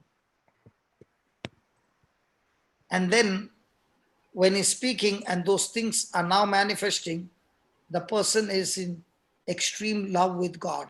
And that's what you saw this sister Eileen sharing, that she was listening to the word. The word is good, but how will they believe unless somebody is preaching? And how will they believe? How will they believe unless somebody preaches? And how will somebody preach unless there is a preacher? And how will there be a preacher unless somebody goes to preach? That's what Romans 10 says. And 12. Yeah. So when she began to hear the preaching, she began to have even more intimate conversation with God, because now she began to realize that the preaching of the gospel is giving her a new hope, a new destination, God's purpose in her life, God's assignment in her life. Now, tongues with the preaching of the word, speaking about God's plan for your life. Now, when they both go together, the friendship with God becomes more and more strong, more and more intimate, and more spiritually bound with the power of love. Amen. Amen. Amen. Amen. Amen. Hallelujah. Hallelujah. Thank you, Jesus. Thank you, Jesus. Now, I was telling her that you are in search of men, and no matter how much she went, there was something or the other in that man's weakness that destroyed their friendship, that destroyed their relationship. And most of the time, the common factor was alcohol or physical abuse. Praise God. Praise the Lord. Hallelujah. Lord, hallelujah. Hallelujah. Hallelujah. Now, what if she had to get a person who is all the time giving her love, encouraging her, building up her faith, and all that? Will that friendship help her to become more and more successful? Yes. Yes, yes. So every friendship can turn into extreme success, or every friendship can turn into a disaster. So now, after going on all these tours, she only found in that friendship alcohol and abuse, and it only brought destruction. Now she got one more friendship, which she can sit with that friend in the bus, hearing his voice. Now, this friendship, there is no alcohol, there is no abuse, there is only love and love and love and love. Now, I want you to imagine she's hearing the word, she's hearing the preaching, and at the same time, she's speaking in tongues. Do you know what is happening? That friendship is going to turn into amazing, amazing success that it will break. It is not only brought her out of the prison, but it will bring thousands of people out of the prison, because that friendship is a friendship with Jesus. That friendship is so big that you cannot keep for yourself. By default, you will start opening your mouth and go and tell everybody what this friendship has done. Why do you think I can sit from morning till night now and still go on talking and talking and talking? It is because that friendship has turned all the hurts out and replaced with only love, with only forgiveness.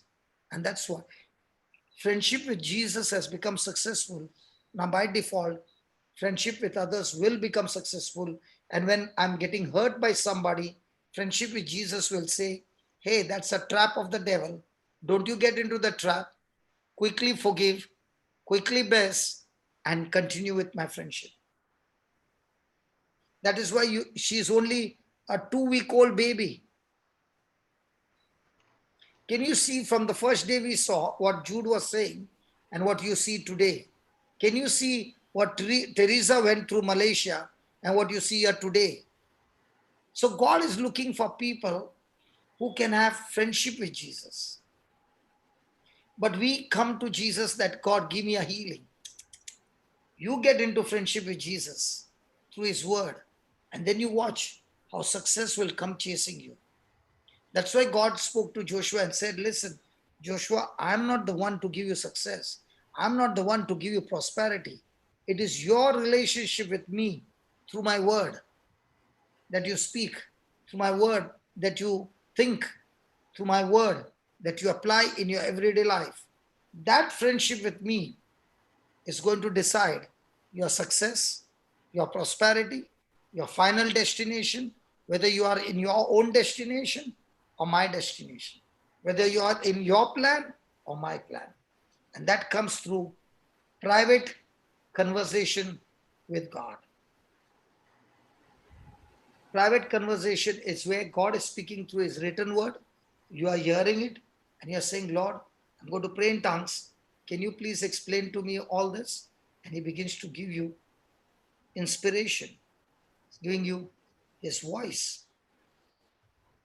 If you don't have a relationship with the written word, then there is no chance of getting the voice of God without the written word. So the written word is what God speaks to me. I keep it in my mind through the written word, and the more and more I'm having tongues continuously, now that written word will begin to speak to me, giving me tips of those things that I need to know to live a life of victory. Amen. Thank you, Jesus. Thank you, Jesus. Thank you, Jesus. Thank you, Jesus. Thank you, Jesus. Thank you, Jesus. Now, when you look at her friendship that was going on, she was going through terrible hurts. Now, we learned that hurts are demonic. Now, because of this hurts meditation, she found herself in the prison in guilt and condemnation, and things that have happened in her life through her spouse was so bad that there was demonic activity in her life. Now the same person with the same hurt, everything same, but this time she's taking the words of Jesus. She's taking the preaching of the gospel. She has changed her friendship from all those men to one last man, Jesus. Now every activity in her life changed. The demonic activity which had bound her for 30 plus years, now by default, the demons started loosening their grip. Why are they loosening the grip? Because the light of the gospel has begun to come in that relationship. What people have done to her in the past still remains the same. But the present situation is she has not allowed those hurts to enter in. She's with the light of the gospel. The light of the gospel has come in. Demonic activity is losing its grip by default. And now divine healing, divine presence, divine manifestation has begun to come into her life. The prison doors are flung open. She has her freedom. She's walking in victory. And every day she's excited about going to work with 5 hours of traveling, where she can have constant communication, intimacy with God through the preaching of the word of God. Amen. Amen. Hallelujah. So your personal conversation with God builds up a friendship where once upon a time there was demonic activity. It has got completely destroyed, and now it is replaced with divine activity in your life. And therefore, every day you are seeing the favor of God, the hand of God, the blessing of God. Why? Because now your relationship is based on the written word, the preaching of the gospel, and that preaching and word which has gone in is now talking to you and telling you to make the corresponding corrections. That corresponding correction is destroying demonic activity, activating angelic activity, divine activity. Now everything has changed. Praise God. Praise God. Praise God. Is that a powerful truth? Yes. Oh, yes, Papa. Yes. So your friendship with Jesus through his word will deactivate demonic forces and replace them with divine Power. angelic forces in action. And now it's only 15 days and you can already see her walking like a soldier, ready to come out in the open and share even a bad experience, because now it's no longer a bad experience. It got nailed on the cross. That bad experience has no power because that past is nailed on the cross. Nowhere is the document against her. It is washed in the blood of Jesus. So today she's not coming as a person with hurt.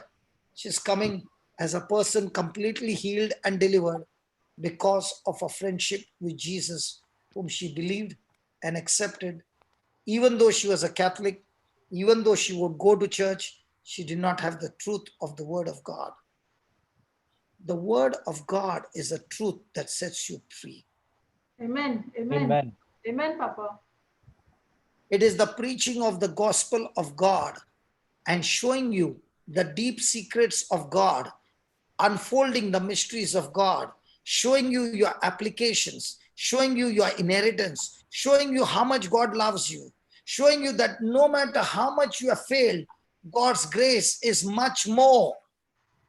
God's grace is much more. Much more. Much more. Much more. Much more. Much Even though all those lands damage you, but the grace of God is much more. Amen. And that much more, when she started to believe, that much more destroyed the demonic condemnation, lies of the devil for 30 plus years. And now she's built with a new stronghold, much more. And that's why she's pregnant again.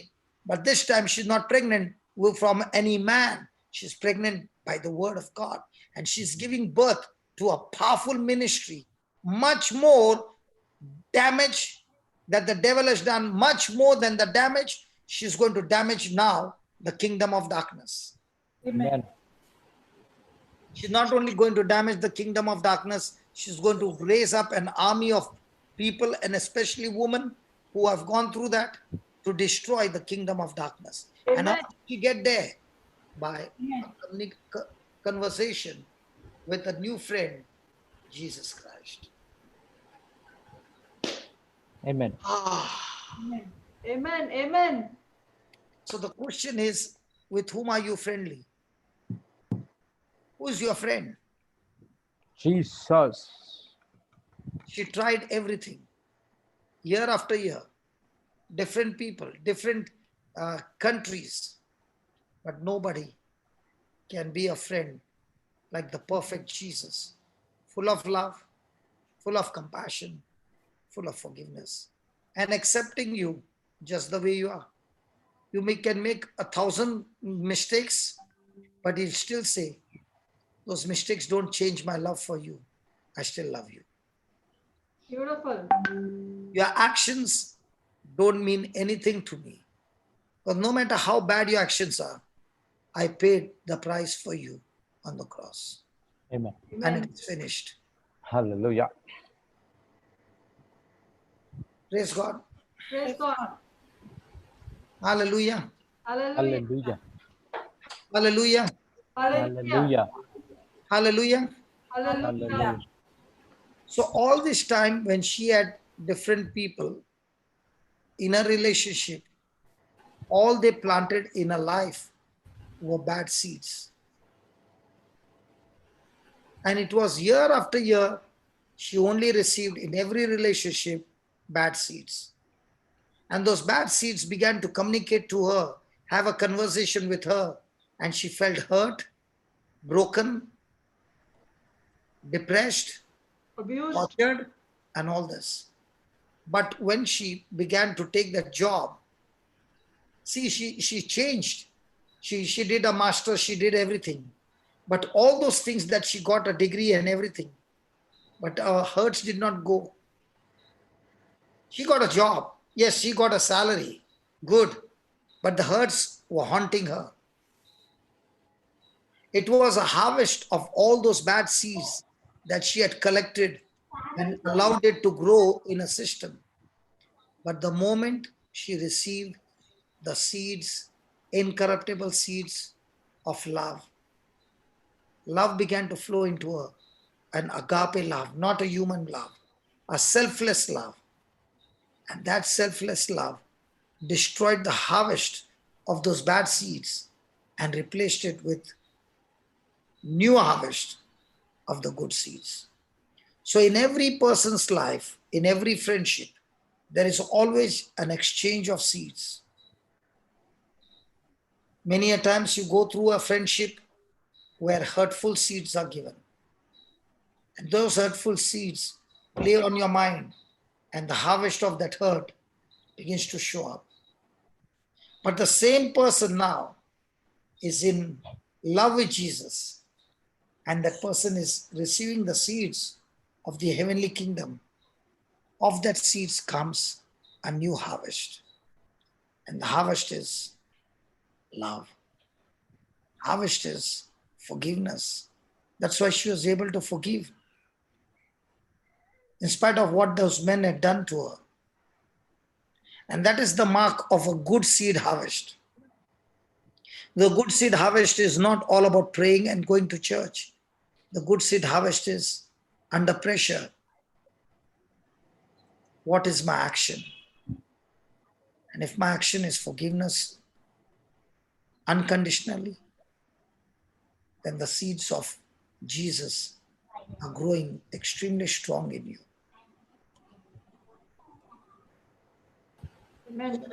Let us wind up today at this thinking, asking ourselves, in every relationship we get seeds. I'd never seen her, but what a relationship through the CD. A sister gives her the CD. She begins to listen, and within a week or so, she's saying, I found the keys, and I opened the prison door, and I came out. Do we all have the freedom of opening the doors of our own prison? Yes. For us, the technology is there that we can tap into the technology anytime. She doesn't have the technology. But did she plant those seeds? Did she receive good seeds from the CD? Yes. Did she change a harvest? Yes. Praise God. So let us pray now, all that we have heard,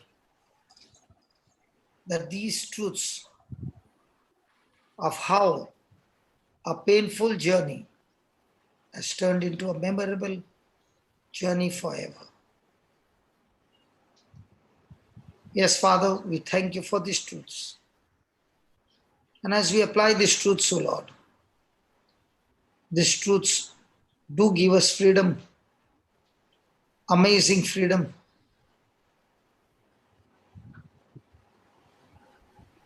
We thank you. We praise you for helping us to apply these truths in our day-to-day life. In the name of Jesus we pray. Amen. Amen. Before we wind up, open the mics and let everybody, but not loudly, please. Please, not loudly. All the mics open up and we'll pray.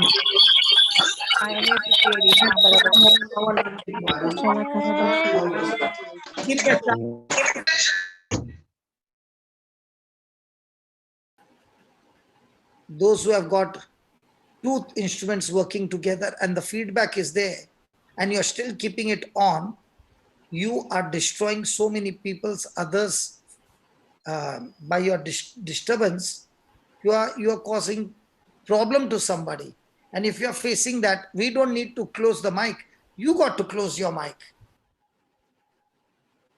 Okay. So the mics are open. Don't scream that you should come on the mic. Talk softly. Okay. And continue to speak for 15 minutes today. All of us. I will also be there.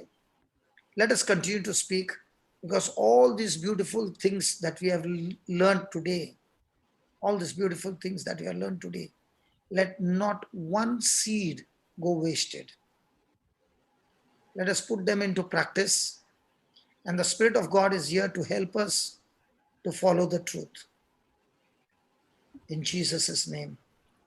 Amen. Lord, let your fire take over. And Lord, all the seeds that we have learned, let it be planted in our heart, bringing forth a rich harvest. In Jesus' name. Amen.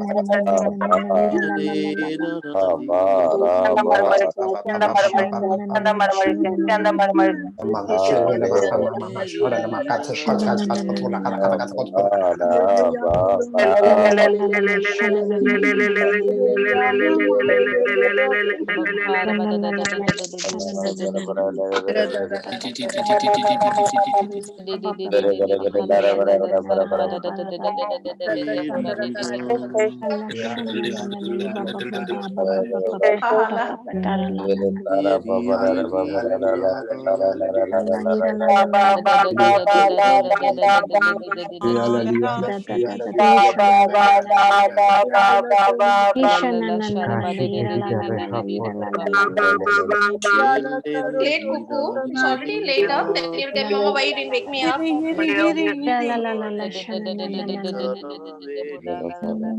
I don't want to get sleep.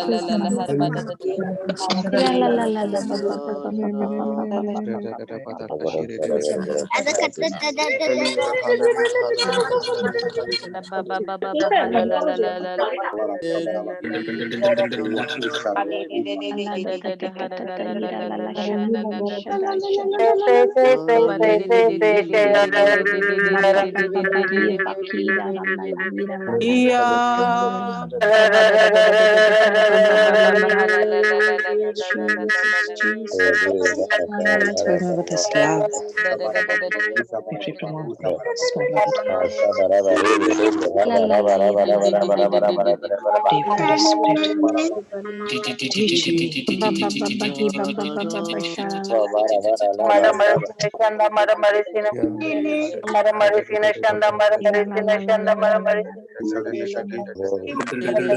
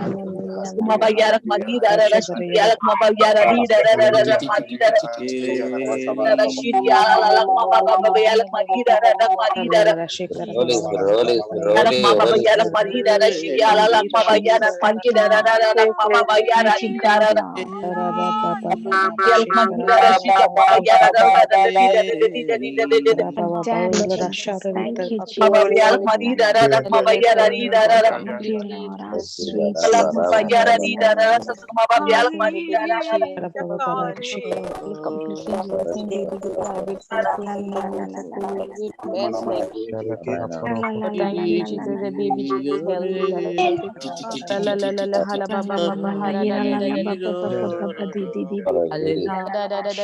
da da da da da da da da hura ba ba ba ba ba ba hala da da da da da da da e ba ba ba da da da da da da hula da da da da da da da da da da da hala ba ba ba ba ba ba ba ba ba da da da da da da hala la la la la la la hala ba da da da da da da da da da da da da da da ba da da da da da da da da hala la la la la hala ba da da da da da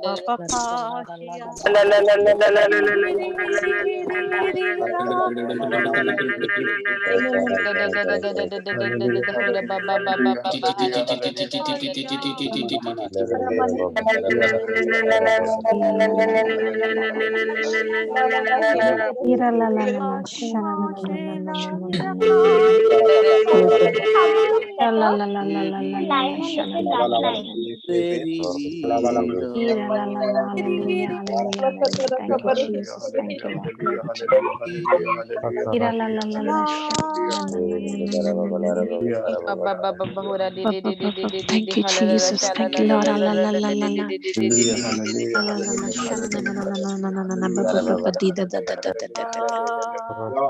Hallelujah, hallelujah, hallelujah, hallelujah.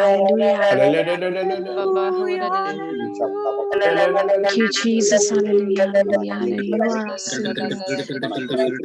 We love you, Jesus.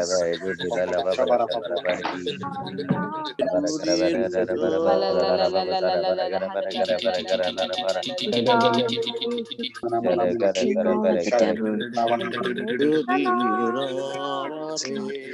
Are guarded by your blood, Jesus. We submit to you, Lord.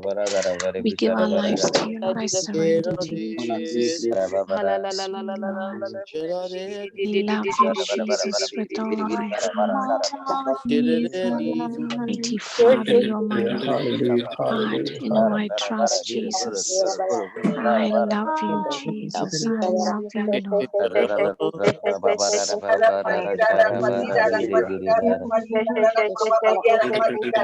I have Jesus for everything. I have you. Don't worry about anything. Jesus, Jesus. Thank you, Lord Jesus. Thank you, Lord. Thanks, Lord. Praise and honor and thanksgiving to you. Heavenly Father, He is your Prince of Peace.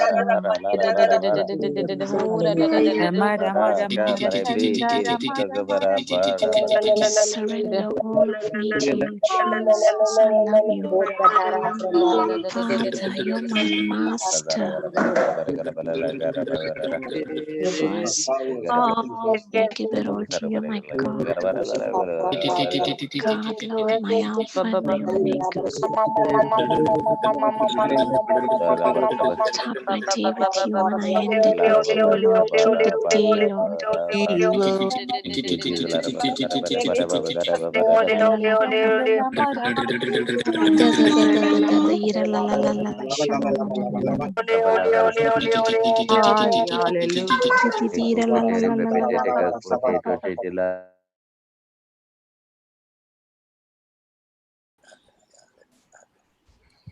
Thank you, Jesus.